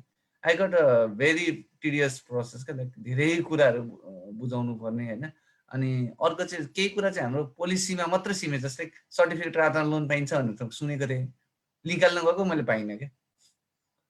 हो यस्तो यो कुराहरू छ। किनभने अब केही मान्छेहरू छन् जो चाहिँ नेपालमा बसेर केही गर्छु भन्ने मान्छे राखिरहेछन्, त्यसमा पनि धेरै झन्झटको समस्याहरू छ क्या। जस्तै कुशल सरलाई थाहा छ, हामी एकचोटि बायोपोलिमरको अगाडिको राउन्ड अफ टक्स गर्दा एकचोटि उहाँसँग एप्रोच गरेको थियौँ, उहाँबाट आइडियाहरू लिएको थियौँ होइन। म धेरैजनासँग यस्तो आइडियाजहरू लिएँ क्या यो कुराहरूमा। And after all ideas I made a decision. अनि ब्याङ्कतिर गए लोन प्रोसेस धेरै दुःख पाएँ क्या। उयो अनि फेरि कोभिडको लकडाउनमा त्यसपछि झन् समस्या हुन थाल्यो क्या त्यसपछि। अनि अहिले चाहिँ त्यो बायोपोलिमर प्रोजेक्ट नै अहिले होल्डमा राखिरहेका छौँ। यो चाहिँ एउटा भयो एउटा कहानी। अब राम्रो पक्ष चाहिँ के छ भने युथहरू चाहिँ चाँडै हार मान्दैन। एउटा राम्रो पक्ष चाहिँ यो छ, किनभने उनीहरूसँग चाहिँ अब एनर्जी छ होइन, उनीहरू यो गर्छु भने गरेर देखाउँछन्। त्यो एउटा राम्रो फ्याक्टर, त्यो चाहिँ मैले मान्नै पर्ने हुन्छ। र केही पोलिसी लेभलको कुराबाट गर्नु पर्दाखेरि चाहिँ युथहरूलाई चाहिँ माइक्रो एन्टरप्राइज सपोर्टहरूमा चाहिँ केही क्यास रिवार्डहरू राख्दै, क्यास रिवार्ड या सपोर्ट जे भने पनि राखिदिए अलि राम्रो हुन्छ क्या। लाइक फर इक्जाम्पल कसैले चाहिँ कुनै कृषिको कम्पनी इस्टाब्लिस गर्दै हुनुहुन्छ भने एटलिस्ट त्यसको चाहिँ 20% चाहिँ गभर्मेन्टले फन्ड गरिदिने, उसको चाहिँ स्टार्टअपको लागि with no interest or low interest जेसुकै होस् होइन, इन्ट्रेस्ट त्यो राखे ताकि उसले फ्री टाइममा चाहिँ तिर्न सकोस् क्या, लङ समयमा चाहिँ तिर्न सकोस् होइन। कसै चाहिँ लार्ज एग्रिकल्चर ल्यान्डमा इन्भेस्टमेन्ट गर्दैछ भने त्यसमा चाहिँ चाँडै लोन प्रोसेस भएर चाँडै काम गर्न सक्यो, विथ लो इन्ट्रेस्ट गर्न सक्यो भने रिटर्न राम्रो आउन सकिन्छ होला। अर्को चाहिँ त्यो हो एउटा। अब म फुड इन्डस्ट्रीतिर जाँदाखेरि चाहिँ फुड इन्डस्ट्री भनेको चाहिँ it's very complicated things in Nepal क्या। नेपालमा प्रोडक्सनै थोरै छ एउटा त, अनि इन्डस्ट्री भनेको लाइक त्यो त 24 घन्टा चल्ने उद्योग हो होइन। मैले चाहिँ अब एउटा गाउँमा चाहिँ कति प्रोडक्सन हुन्छ मकै भन्दा उनीहरूलाई चाहिँ 2 टन धेरै लाग्यो क्या। अब मलाई 2 टन फेरि थोरै लाग्छ, किनभने मैले जुन मेसिन सेटअप गरेर, जस्तै फर इक्जाम्पल मैले चाहिँ मकैको त्यो के अरे कर्नफ्लेक्स बनाउने मेसिन सेटअप गर्नुपर्ने थियो त्यहाँ। अनि मैले फिजिबिलिटी स्टडी गर्दाखेरि चाहिँ उनीहरूको वर्षभरिमा अराउन्ड 9 to 10 टन्स मकै प्रोडक्सन हुँदो रहेछ। अनि फेरि सानो मेसिन नपाइने, ठुलो मेसिनले 1 टन मकै विदिन 3 आवर्स चाहिँ प्रोसेस गरिदिने क्या। भनेको 10 टन मकै उनीहरूको गाउँभरि जति मकै उत्पादन हुन्छ थ्रु आउट द इयर त्यो सबै विदिन 1 विकमा प्रोसेस भइसक्ने। अनि बाँकीको चाहिँ 51 विक्स चाहिँ के गर्ने त मेसिनले, हो यस्तो पनि प्रब्लम छ। त्यहाँ हामीले चाहिँ अलिकति प्रोडक्सनमा धेरै फोकस गर्नुपर्ने छ। अनि from the part of the production side चाहिँ के छ भने हामीले चाहिँ लाइक नेपालमा फिड इन्डस्ट्रिजहरू बढ्दै गइरहेको छ। फिड इन्डस्ट्रिजहरूको मेरो एउटा रिसेन्ट सर्वे स्टडी गरेँ, उहाँहरूले मकै चाहिँ कहाँबाट ल्याउनुहुन्छ, उहाँ चाहिँ इन्डियाबाट ल्याउनु हुँदो रहेछ। नेपालको मकै किन युज गर्नुहुन्न भनेर सोधेँ। नेपालको मकैमा चाहिँ इन्डोस्पर्म लेयर सानो हुन्छ र जम ठुलो हुन्छ, तर इन्डियाबाट ल्याएको चाहिँ के हुन्छ नि इन्डोस्पर्म ठुलो हुन्छ, जम सानो हुन्छ, जसले गर्दा चाहिँ फिड कन्भर्जन रेट चाहिँ हाई हुन्छ इन्डियन मकैमा। अनि त्यसपछि मैले अलिकति मेरो केही साथीहरू एग्रिकल्चरिस्टहरू पनि हुनुहुन्छ, उहाँहरूसँग सोधेँ त्यस्तो मकै किन ल्याउन सकिँदैन त यहाँ भनेर। उहाँ गर्दा केही चाहिँ अब रिसर्च ट्रायल भइरहेछ अरे जस्तो भेराइटीहरूमा, I don't know, but I hope यदि हामीले त्यो मकै यहीँ ग्रो गर्न सक्यो भने त्यो कम्पनीले चाहिँ नेपालकै कम्पनीले नेपालकै प्रडक्ट सस्तोमा यो नेपाली किसानले सस्तोमा बेच्न सक्छन् क्या। यो कुरा चाहिँ न्युट्रिसियस पनि हुन्छ। लाइक त्यही कर्नफ्लेक्स चाहिँ नेपाली उसकै कर्नफ्लेक्स चाहिँ प्रोसेस गरेर ब्रान्ड गरेर नेपालमै बेच्यो भने इन्डस्ट्रीलाई पनि फाइदा भयो अनि सस्तो पनि हुन्छ क्या। एउटा चाहिँ धेरै सस्तो हुनको कारणले गर्दा सबैले चाहिँ त्यो सस्तोका खानेकुरामा पहुँच हुनसक्छ, एउटा चाहिँ त्यो हो। अनि last but not the least अलिकति टेक्निकल एजुकेसन जुन स्कुल लेभलमा पनि चाहिन्छ जस्तो फिल लाग्यो क्या। लाइक मैले चाहिँ अब पास्ट 4.5 इयर्सदेखि चाहिँ एग्रिकल्चर फुड सिस्टम र अहिले चाहिँ भर्खर म न्युट्रिसन सेक्टरमा जम्प गरिरहेको छु। यो सेक्टरमा चाहिँ के मैले फिल गरेँ भने भोकेसनल एजुकेसन जस्तो लाइक एग्रिकल्चर त धेरै राम्रो भइरहेछ, बट अरू फिल्डको भोकेसन जस्तै न्युट्रिसन भयो होइन, जस्तै अर्को यो फुड साइन्सको भोकेसनल एजुकेसन सँगसँगै लानुपर्ने हो जस्तो फिल लागेको छ। लाइक 1 in 10 कलेज 10 कलेजमा कृषि पढाइ हुन्छ नि, एउटा कलेजमा चाहिँ कम्ती पनि फुड एन्ड न्युट्रिसनको चाहिँ भोकेसनल एजुकेसन हुनुपर्छ, किनभने त्यो प्रोपोर्सन चाहिँ मिलाउनु सक्नुपर्छ क्या। त्यो नमिलेर चाहिँ अहिले अलिकति हाम्रो प्रोडक्सन छ, प्रोसेसिङ छैन होइन, उत्पादन हुन्छ, बजार छैन। कहिलेकाहीँ सस्तो हुन्छ, कहिले महँगो, बजार भनेको यस्तै हो। कहिलेकाहीँ महँगो नि त्यही टमाटर किन्नुहुन्छ, कहिले सस्तोमा पनि त्यही टमाटर किन्नै पर्छ। अनि किसानहरूलाई चाहिँ घाटा फिल हुन्छ, कुनै बेला नाफा हुन्छ। यसको चाहिँ गुड इक्जाम्पल भनेको जुन 72 सालको भूकम्प चाहिँ नाकाबन्दी भयो, त्यसमा आलु एराउन्ड दोलखामा फार्मरले नै लगभग 80 रुपियाँ धार्नीमा बेचिराख्नु भएको थियो क्या। त्यो देखेर त्यो साल यति आलु लाउनु भयो, तर अर्को साल त्यो आलु 20 रुपियाँ धार्नीमा पनि बिकेन क्या। अनि धेरैजनाले त आलु चेन्ज गरेर उहाँ दे सिफ्टेड टु किवी क्या। हुन त किवी पनि नराम्रो होइन, बस किवीको नि अब यस्तै ट्रेन्ड लाइन हो भने पछि 5 दिन 10 वर्ष त्यो अराउन्ड 100 केजीमा आउँछ मेरो एस्टिमेसन। अहिले पनि सिजनमा त 150 मा पुगिसक्यो होइन, तर 100 मा आउँछ भनेको मार्केट भोलाटाइल छ। यो किसानले पनि एक्सेप्ट गर्नु, तर हाम्रो अलिकति किसानहरू चाहिँ अब अलिकति इन्टरप्रिनरसिप ब्याकग्राउन्डको लाइक एजुकेसनल ब्याकग्राउन्ड अलिक विक भएको कारणले गर्दाखेरि चाहिँ उहाँहरू चाहिँ जहिले पनि 1 वर्षको घाटा भन्छ, घाटा सम्झिने, 1 वर्ष नाफा नाफा सम्झिने टाइपको हुन्छ। Like they should think about 100 years or 50 इयर्सको प्लान बनाउनुपर्छ कि मैले किसान यो एग्रिकल्चरमा कसरी चाहिँ नाफा ल्याउँछु 50 वर्ष, त्यो चाहिँ प्लान बनाएर हिँड्नुभयो भने चाहिँ there is a very good ending at the end. त्यति चाहिँ म भन्न चाहन्छु। जस्ट युथहरूलाई चाहिँ एभ्री सेक्टरमा support from vocational education to the professional job or professional business सपोर्टमा पनि गभर्मेन्टले डिफ्रेन्ट इन्टरभेन्सन ल्याएर सपोर्ट चाहिँ गर्नुपर्छ जस्तो लाग्छ। Over to you Ghanshyam.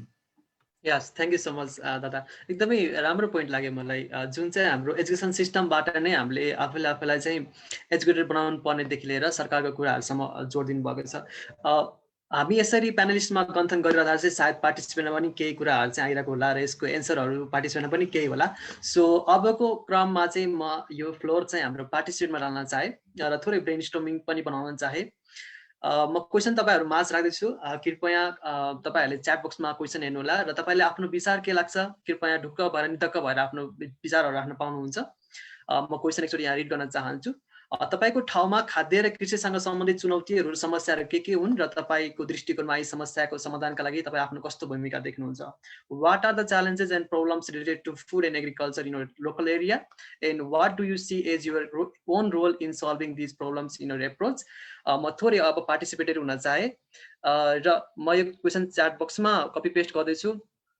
जसलाई यसमा आफ्नो विचारहरू राख्न मन छ कृपया ह्यान्ड रेज गर्नु होला अथवा माइक आफैले अनम्युट गरेर चाहिँ जवाब दिन सक्नुहुन्छ तपाईँको विचारहरू। एन्ड मैले सुरुमै भनेको थिएँ यो सेसन चाहिँ थोरै नर्मल वेबिनार्सहरू भन्दा अलिकति फरक हुनेछ, किनकि हामीले युएन फुड सिस्टम समिटको कुराहरू गर्दैछौँ, जहाँ चाहिँ अलरेडी भइसकेको कुराहरू भन्दा पनि लोकल लेभलमा गएर एकदमै भित्र जिस्टमा पुगेर चाहिँ हामी यसको प्रब्लम्सहरू चाहिँ आइडेन्टिफाई गर्ने कोसिस गर्नेछौँ। त्यसरी पनि तपाईँहरूको भ्युजहरू, तपाईँहरूको आफ्नो पर्सपेक्टिभहरू, तपाईँको लोकल एरियामा भइरहेको च्यालेन्जहरू चाहिँ एकदमै हामीलाई जरुरी छ।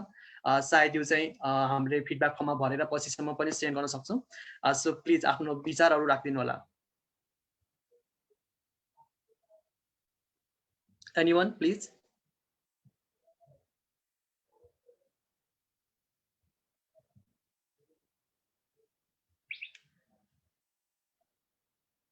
क्वेसन तपाईँको च्याट बक्समा छ, हेर्नुहोस् है सबैजनाले।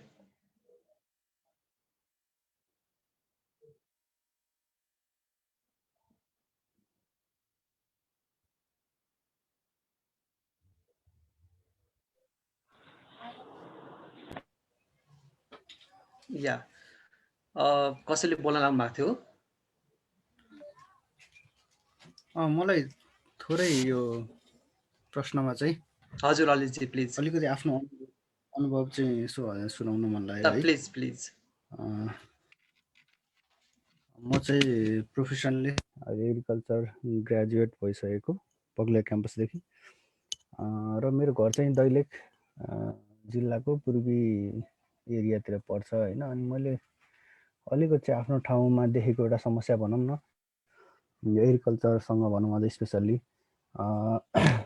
कस्तो भन्दाखेरि अहिले चाहिँ फरेन इम्प्लोइमेन्टको चाहिँ एकदम धेरै समस्या नेपालमा देखिरहेकै छ। समस्या भन्ने कि अब त्यो ट्रेन्ड जस्तो भनौँ न, समस्या नै नभनिहालौँ, ट्रेन्ड जस्तो चाहिँ अहिले चलिरहेको छ नि त।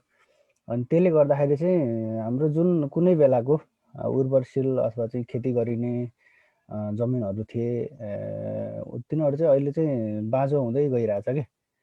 अनि त्यो ठाउँमा चाहिँ अहिले यो हाम्रो जुन यो सत्यानासी भन्छ, कसैले चाहिँ माओवादी झार भन्छ, यो चाहिँ उम्रिएर एकदम त्यो हुन्छ नि पहिलाको चाहिँ फर्टाइल जमिनहरू एकदम ध्वस्तै भइसकेको छ कि। यसको चाहिँ फैलावट पनि एकदम धेरै र यसको चाहिँ रिप्रोडक्सन पनि छिटो छिटो हुने भएको कारणले गर्दाखेरि चाहिँ अहिले भनौँ न इभन चाहिँ एग्रिकल्चर ल्यान्डमा नै यो समस्या आइसकेको छ। यो विड कन्ट्रोल पनि हुन गाह्रो हो कि अथवा प्रोपर रिसर्चहरू नभएको अवस्था होला सायद। त्यसले गर्दाखेरि चाहिँ अलिकति हाम्रो मेन्टालिटी भनौँ न, अब बसेरै अथवा चाहिँ किनेर नै खान पाइन्छ भन्ने, किन आफूले उत्पादन गर्ने भन्ने जस्तो जुन अब धेरैजनाको चाहिँ मेन्टालिटी जस्तो बनिसकेको छ अहिले त्यो एरियामा चाहिँ स्पेसली मैले देखेको चाहिँ बाहिरबाट श्रीमान भनौँ न श्रीमान अथवा घरको कुनै सदस्य चाहिँ विदेश जानुभएको छ उहाँले पैसा पठाउनुहुन्छ अहिले गाउँ गाउँमा गाडी पनि पुगिसकेको छ स्टोरहरू छ होइन इन्डियाबाट अथवा कतै ठाउँबाट चाहिँ खानेकुरा आउँछ दाल आउँछ चामल आउँछ इभन अहिले बुझ्दाखेरि पहिला पनि अब मेरो हजुरबा हजुरआमाको पालासम्म चाहिँ हामीले नुन बाहेक चाहिँ अरू केही कुरा पनि किन्न पर्थेन कि भनेर एउटा सफिसियन्सी चाहिँ हुन्थ्यो सबै कुराहरू भनौँ न तेल पनि घरमै उत्पादन हुन्थ्यो दाल हुन्थ्यो तरकारीहरू हुन्थ्यो होइन इभन पोस्ट हार्भेस्टको कुराहरू पनि यो गुन्द्रुकहरू बनाउने कुरा भयो त्यसरी हाम्रो चाहिँ यो पिँडालुको चाहिँ पातहरूलाई सुकाएर लहरालाई सुकाएर त्यसरी गाभाहरू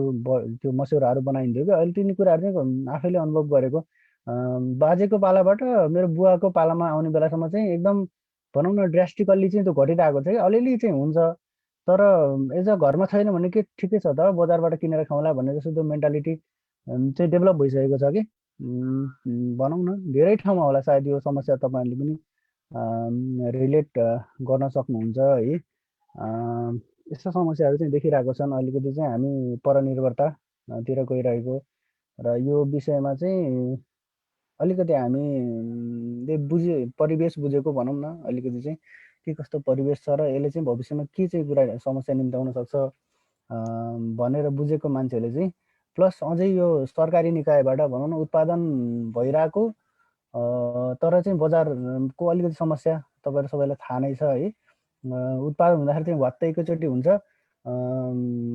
प्राइस पनि घट्छ डिमान्ड पनि घट्छ अनि नहुँदाखेरि चाहिँ बाहिरबाट ल्याएर हामीले सप्लाई गर्नुपर्छ यस्तो कुरामा चाहिँ सरकारी निकाय अथवा चाहिँ हाम्रो प्राइभेटली पनि हाम्रो प्रलिसाजीहरूले गरिरहनु भएको छ मेट्रो खेती त्यस्तै चाहिँ हामी युथले नै कुनै प्रकारको भनौँ न एज चाहिँ किसानको सामानलाई चाहिँ हामीले उपभोक्तासम्म चाहिँ पुर्याइदिने त्यस्तो एन्टरप्रेनरसिप हुनसक्छ अथवा चाहिँ सरकार निकायबाट पनि त्यसलाई चाहिँ रुल रेगुलेसनहरूलाई अगाडि ल्याउने प्लस अलिकति चाहिँ हाम्रो भनौँ न खानाको महत्त्व अथवा चाहिँ हाम्रो सेल्फ सफिसियन्ट चाहिँ किन हुनुपर्छ भनेर मान्छेलाई चाहिँ अवेर गराउने खालको पनि प्रोग्रामहरू अलिकति लन्च गर्नुपर्छ कि जस्तो लाग्छ मलाई मेरो अनुभव चाहिँ मैले यति नै हो सेयर गरेँ तपाईँहरूमाझ हजुर एकदमै धन्यवाद ललितजी एकदमै राम्रो पोइन्ट उठाउनु भयो म यसै सम्बन्धी चाहिँ एकछिनपछि हाम्रो प्रलिसाजीलाई मैले क्वेसन सोध्ने नै छु होइन सो अहिले चाहिँ पार्टिसिपेन्टमै जाउँ हामी चाहिँ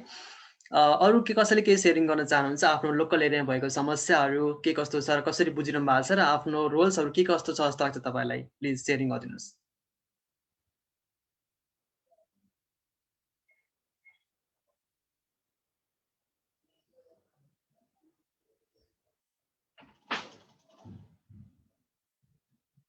Anyone please?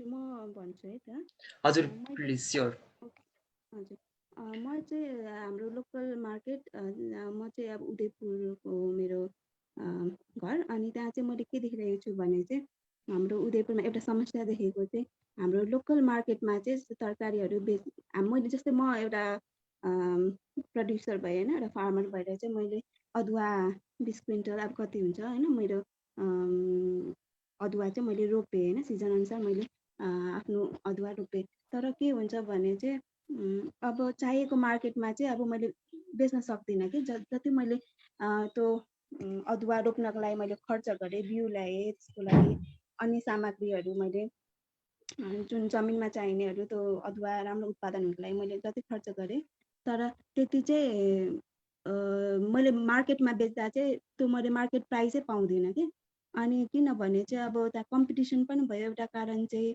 किनभने इन्डियाबाट ल्याउँछ सस्तो कस्टमा बेचिरहेको हुन्छ त्यो समस्या देखियो अनि अरू चाहिँ के छ भने अब समस्या भनेको चाहिँ अब त्यहाँ हाम्रो युनियनहरू या त्यो जुन मार्केटमा फार्मर्सहरूलाई सपोर्टै छैन कि त्यहाँ प्राइसहरूलाई चाहिँ अब राम्रो तुलना गर्ने राम्रो क्वालिटीलाई हेर्ने छैन त्यहाँ क्वान्टिटीको हिसाबले मात्रै गर्ने त्यो देखियो सपोर्ट सिस्टम विक देखियो अनि अब यसको समाधान चाहिँ के हुन्छ भने चाहिँ मेरो व्यक्तिगत रूपमा हेर्दाखेरि चाहिँ समस्याहरूको समाधान चाहिँ अब हामीले एकअर्कालाई चाहिँ सपोर्ट गर्नु पर्यो कि एउटा बिजनेसले अर्को बिजनेसलाई अब त्यहाँ प्रोडक्सन हुन्छ प्रोसेसिङ हुन्छ डिस्ट्रिब्युसन हुन्छ हामीले चाहिँ एकअर्कालाई सपोर्ट गर्नु पर्यो त्यो फार्मरलाई नै होस् या फार्मरले एउटा बिजनेस एउटा रिटेलरलाई होस् होइन, त्यो चाहिँ सपोर्ट सिस्टम एकदम चाहियो जुन चाहिँ हामीले गर्न सक्छौँ र गरि पनि रहेको छ। तर अन्य ठाउँमा चाहिँ सानो ठाउँहरूमा चाहिँ त्यो निकै समस्याहरू देखिएको छ।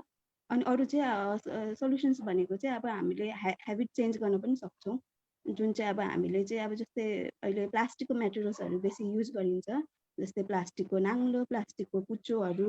तर त्योभन्दा पनि बेटर चाहिँ हाम्रो आफै उत्पादन गर्न सक्ने कुचोहरू छ, झाडुहरू छ, त्योहरूलाई चाहिँ हामीले व्यवस्थित रूपमा मार्केटहरू दिन पर्यो र त्यस्तो क्वालिटी हुने प्रडक्ट्सहरूलाई चाहिँ हामीले मानिसकोमा जनचेतना दिन पर्यो होइन।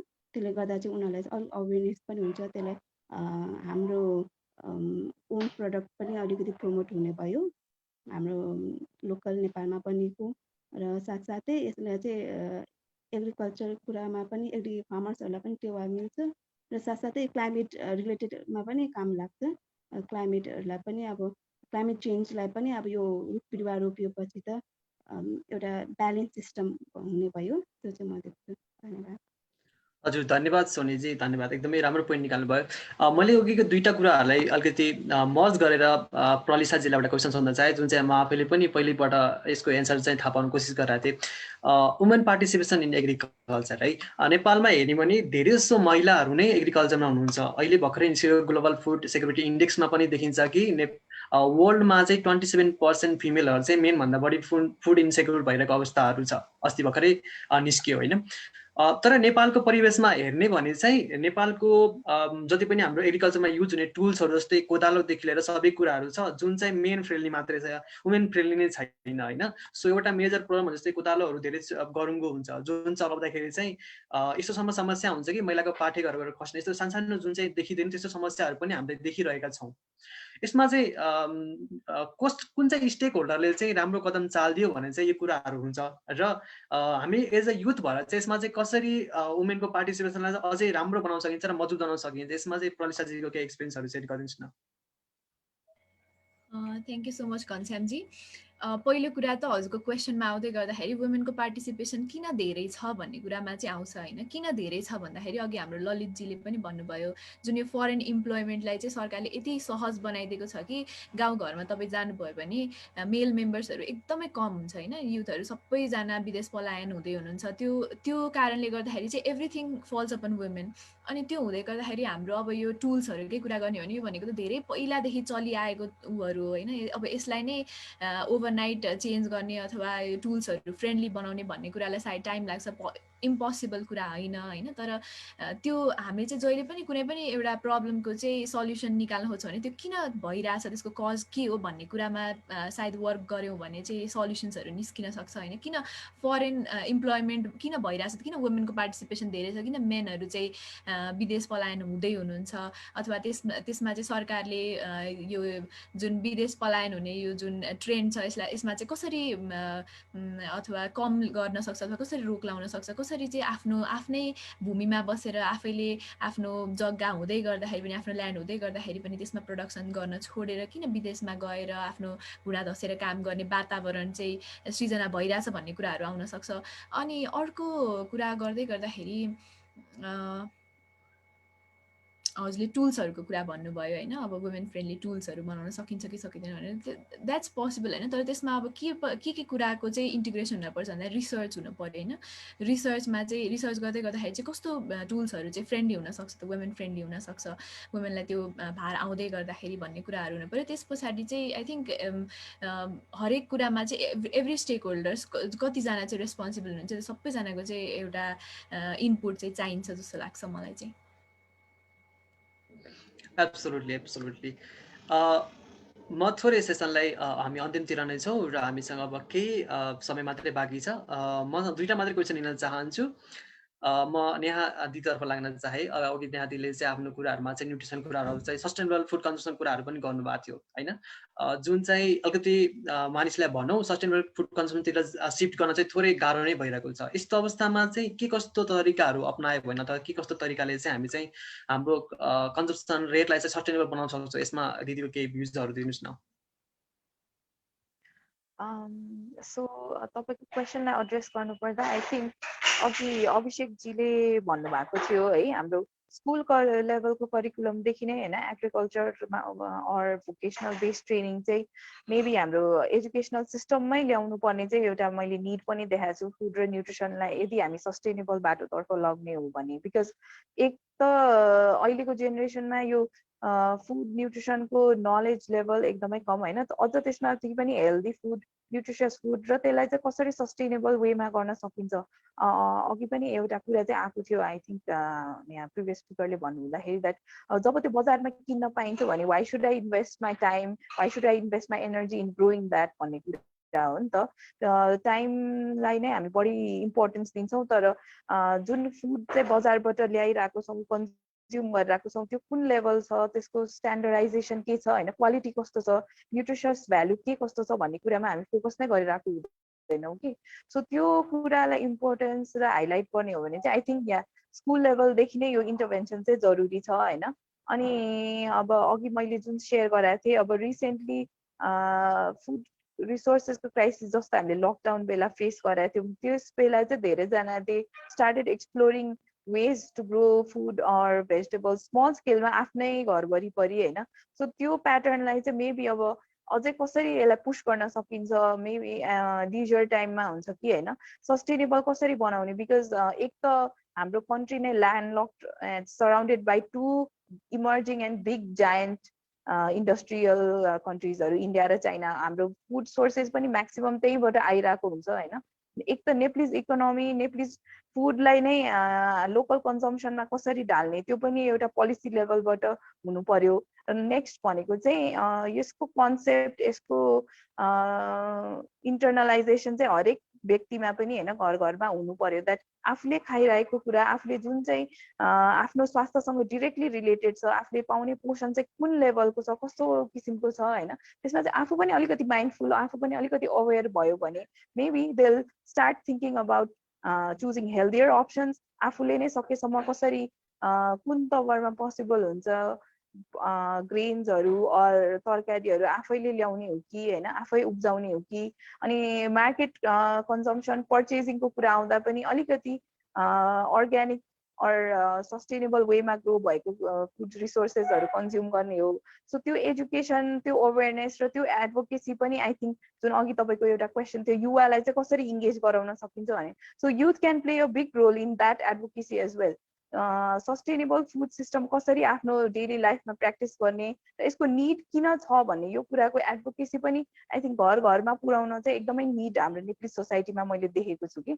So ya one of the ways I think could be policy लेभलमै होइन नेप्लिज लोकल फार्मर्स लोकल प्रडक्ट्सलाई चाहिँ कसरी सकेसम्म लोकल कन्जम्सनमा बढी ढाल्ने नेक्स्ट भनेको स्कुल लेभल करिकुलममै पहिलादेखि नै इन्टरभेन्सन चाहिँ हुनु पर्यो फुड रिसोर्सेस र न्युट्रिसनलाई चाहिँ सस्टेनेबल वेमा अनि यसको इम्पोर्टेन्स चाहिँ किन छ भनेर त्यसको रियलाइजेसन गराउनु पर्यो थर्ड भनेको युथ बेस्ड एडभोकेसी घर घरमा होइन किन चाहिँ न्युट्रिसन किन चाहिँ फुड सिस्टम सस्टेनेबल हुन अनि आफैले चाहिँ किन माइन्डफुल हुनु यसमा जरुरी छ भन्ने यसको बारेमा चाहिँ आई थिङ्क सबैलाई कसियस अनि जानकारी हुनु चाहिँ इम्पोर्टेन्ट छ जस्तो लाग्छ एकदमै एकदमै राम्रो पोइन्टहरू दिनुभयो सायद हाम्रो नोट टेकर पनि हुनुहुन्छ यहाँ उहाँले टिपिरहनु भएको होला यो त एकदमै गेम चेन्जिङ सोल्युसन नै हुनसक्छ जस्तो लाग्यो मलाई चाहिँ हामी कुराहरूमा एकदमै धेरै पोइन्टहरू आइरहेको छ सबै स्पिकरबाट तर पनि हामी समयको बावजुदले गर्दाखेरि चाहिँ हामी सेसनको अन्तिमतिर छौँ अन्तिममा म सबै स्पिकरलाई एउटै क्वेसन लिन चाहन्छु हामीले धेरैवटा प्रब्लम्सको बारेमा कुरा गऱ्यौँ धेरैवटा अपर्च्युनिटीको बारेमा कुरा गऱ्यौँ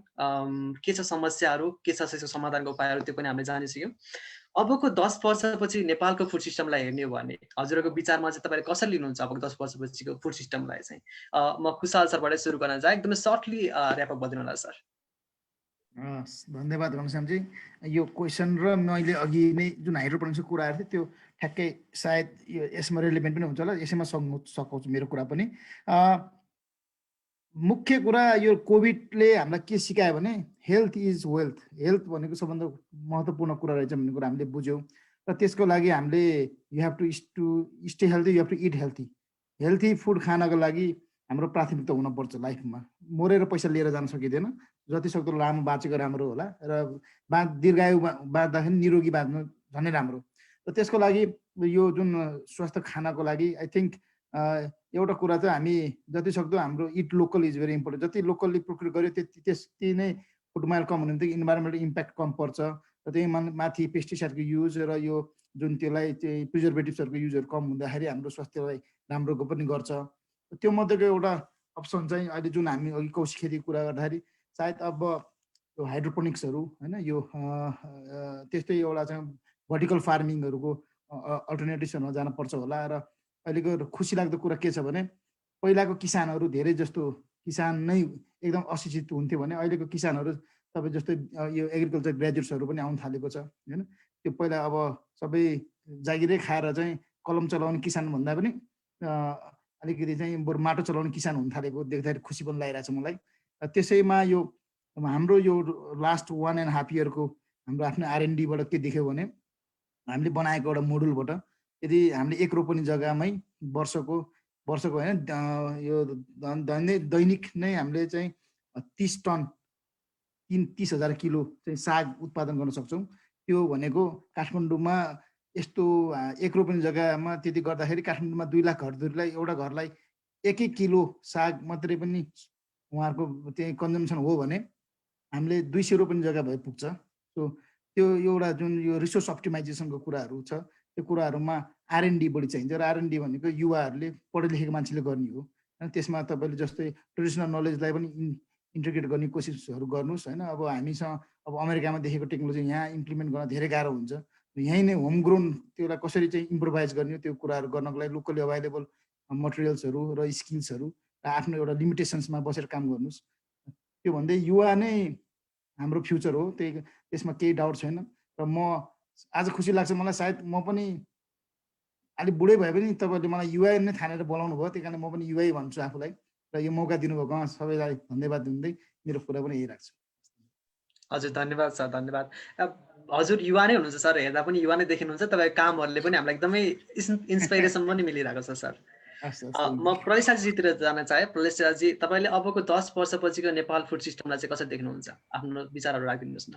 थ्याङ्क यू घनश्यामजी। हाम्रो नेप्लिज फुड सिस्टम चाहिँ एकदम पहिलादेखि हेर्ने हो भने अहिलेसम्म आउँदाखेरि एकदम चेन्जिङ छ होइन। अब जस्तै पहिला हाम्रो फुडमा चाहिँ एकदमै इन्डिजिनस भेराइटिजदेखि लिएर हाम्रो एकदमै ब्युटिफुल कलरफुल प्लेट भन्छौँ कि हामी, त्यो थियो भने अहिले एकदमै प्रोसेस्ड एन्ड प्याकेज्ड फुडतिर चाहिँ हामी इन्डल्ज हुँदैछौँ होइन।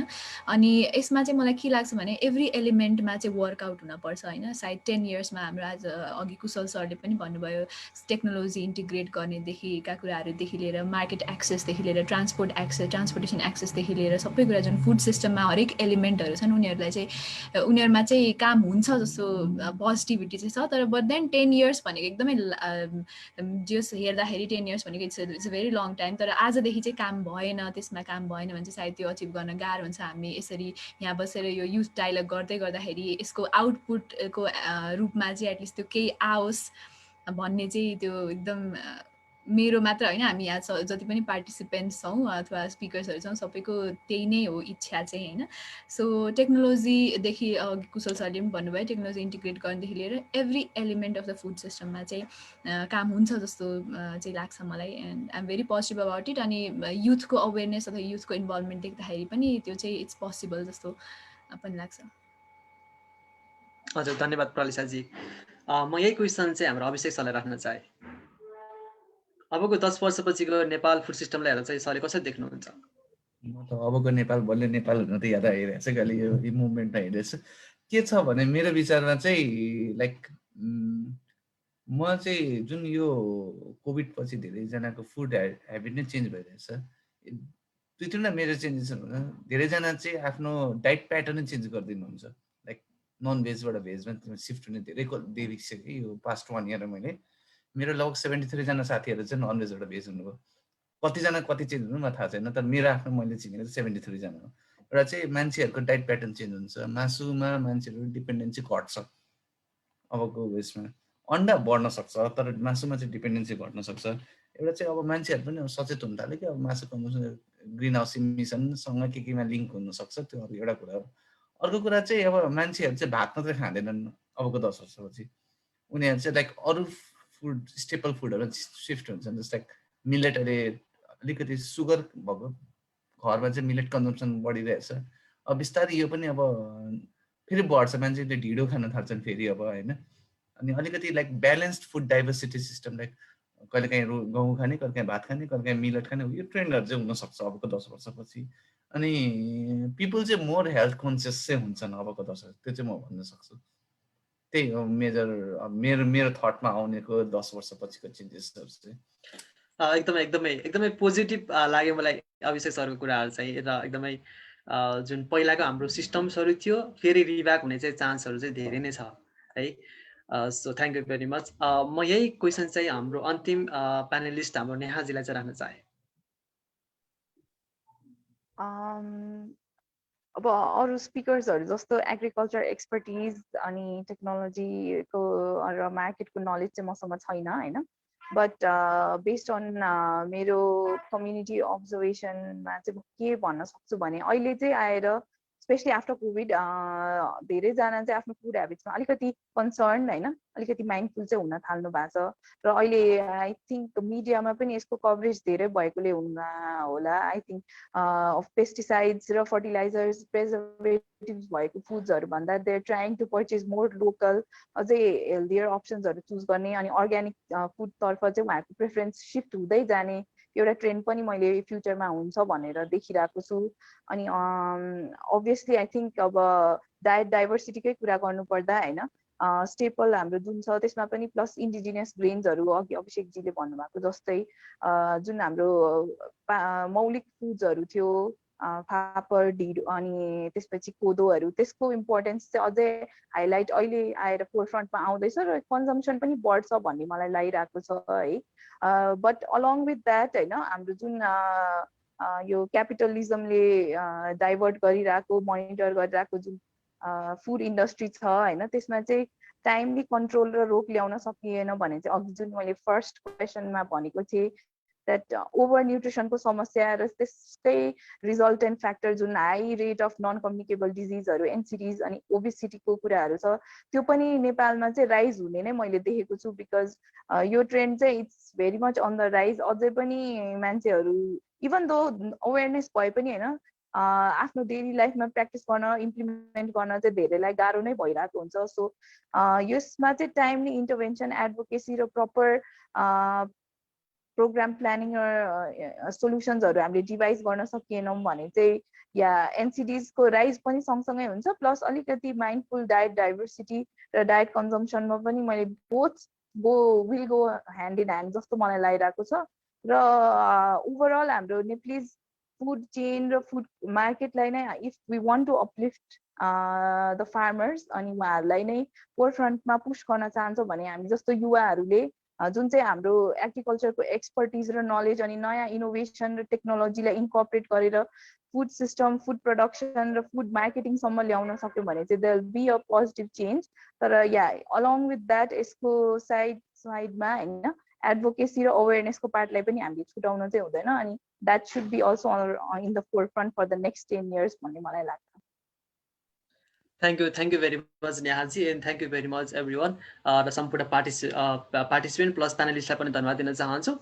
अबको कुरामा चाहिँ हामी सेसनको अन्तिमतिर नै छौँ र आजको सेसनमा भएको जति पनि कुराहरू छ यसलाई सिन्थेसिस रूपमा राखिदिनु हुन चाहिँ हामीसँग सुम्निमा घिमिरेजी हुनुहुन्छ, उहाँलाई चाहिँ म यो फ्लोर खतम गर्न चाहन्छु।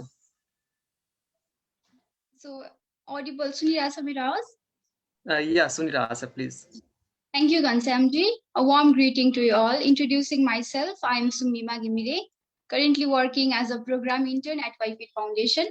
Today's webinar on Nepal Food Systems Youth Dialogue 2021 had been very encouraging to bold actions and required changes in food systems through dialogue. Opening remarks by Mr. Mahesh Kharel provided gist of program, particularly highlighting about the role of government undertaken to transform food system into more inclusive, resilient, and sustainable form. While Ms. Jolie Dussabe highlighted about the significance of transforming food systems, particularly through the involvement of youths and their voices for policy making, she also provided a brief disclaimer on UN Food System Summit 2021, including its 5 action tracks, measure targets, and objectives. Also, the second part of session, dialogues made by all our speakers, were really powerful. कुशल गुरुङजी उहाँले आफूले नेपालको food सिस्टममा देख्नु भएको र उहाँलाई लागेको experience share गर्नुभयो।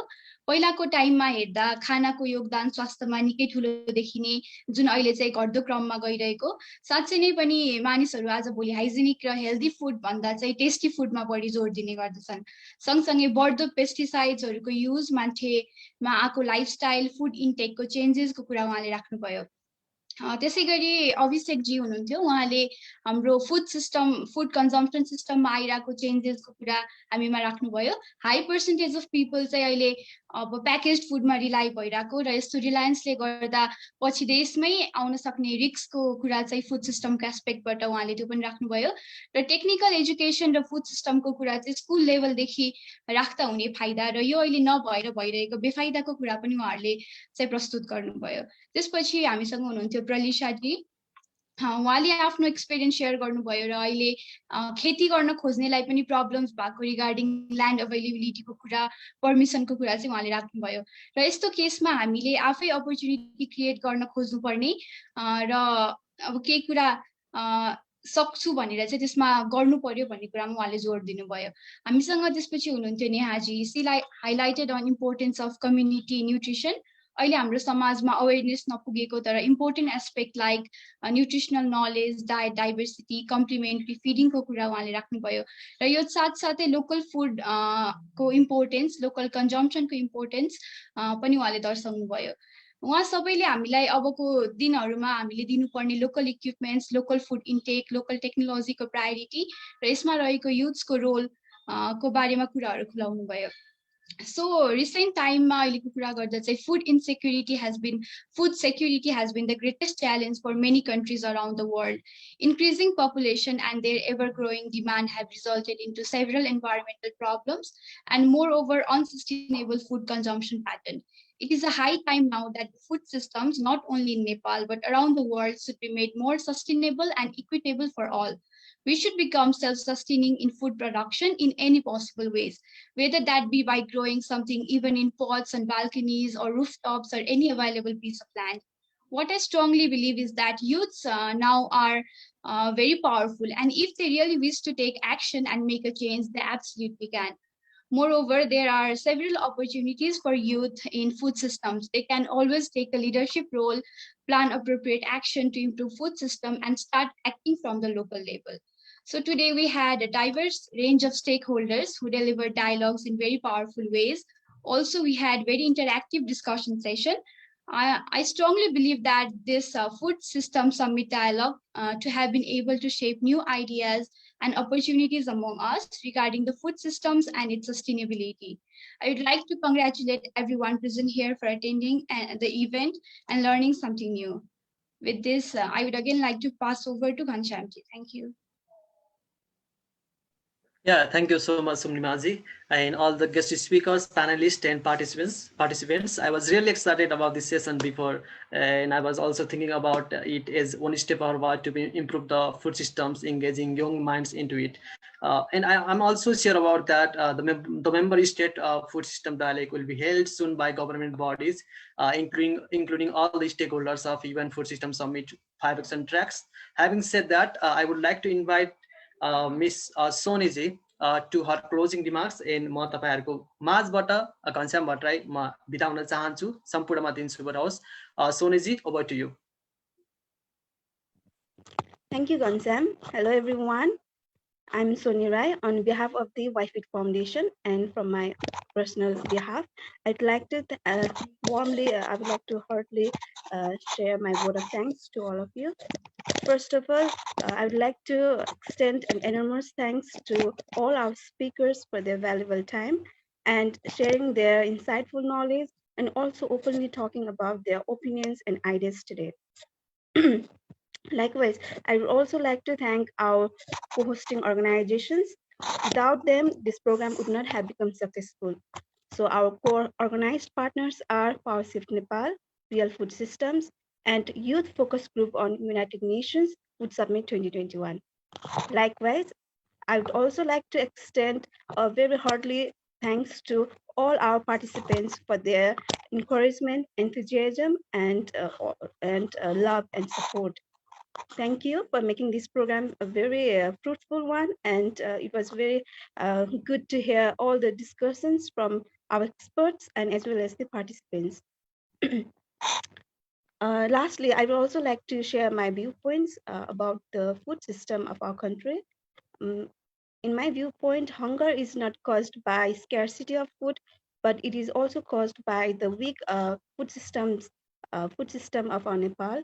So for that, a solution could be all the producers like farmers and the institutions and the government and all the stakeholders should jointly combine in this kind of forums and also talk on the high level and create possible solutions to this problem.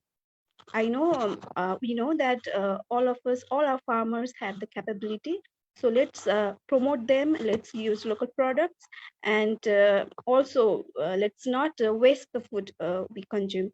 So that's my final viewpoint. And thank you all for your valuable time. We hope to join with you in further projects and in upcoming webinars. Thank you. Have a wonderful day. Thank you, Ghanshyam, would you Sonisi. like to? Yeah, Okay. I would like to add one thing. जति पनि पार्टिसिपेन्टहरू हुनुहुन्छ उहाँहरूलाई चाहिँ हामी सर्टिफिकेटको पनि provide गर्छौँ। तपाईँहरूको मेलमा चाहिँ फिडब्याक फर्म आउँछ, कृपया फिडब्याक फर्म भरिदिनु होला। त्यो फिडब्याक फर्मले चाहिँ हामीलाई चाहिँ मेम्बर स्टेट डायलग चाहिँ कन्डक्ट गर्न पनि सहयोग गर्नेछ र नेपालको गभर्नमेन्ट तर्फबाट चाहिँ यदि यो UN food system summit dialogue हुन सक्यो भने त्यो अझै राम्रो हुनेछ। सो सम्पूर्ण पार्टिसिपेन्टलाई म रिक्वेस्ट गर्छु तपाईँहरूले मेलमा आएको फिडब्याक फर्म भरिदिनु होला र फर्म भरिसकेपछि मात्रै तपाईँहरूले सर्टिफिकेट प्राप्त गर्नुहुन्छ। यति भन्दै आजको यस सेसनबाट हामी अर्गनाइजर टिम बिदा माग्न चाहन्छौँ र सम्पूर्ण फेरि पनि हाम्रो प्यानलिस्ट, स्पिकर, गेस्ट स्पिकर र पार्टिसिपेन्टलाई धन्यवाद दिन चाहन्छु। दिन शुभ रहोस्। धन्यवाद।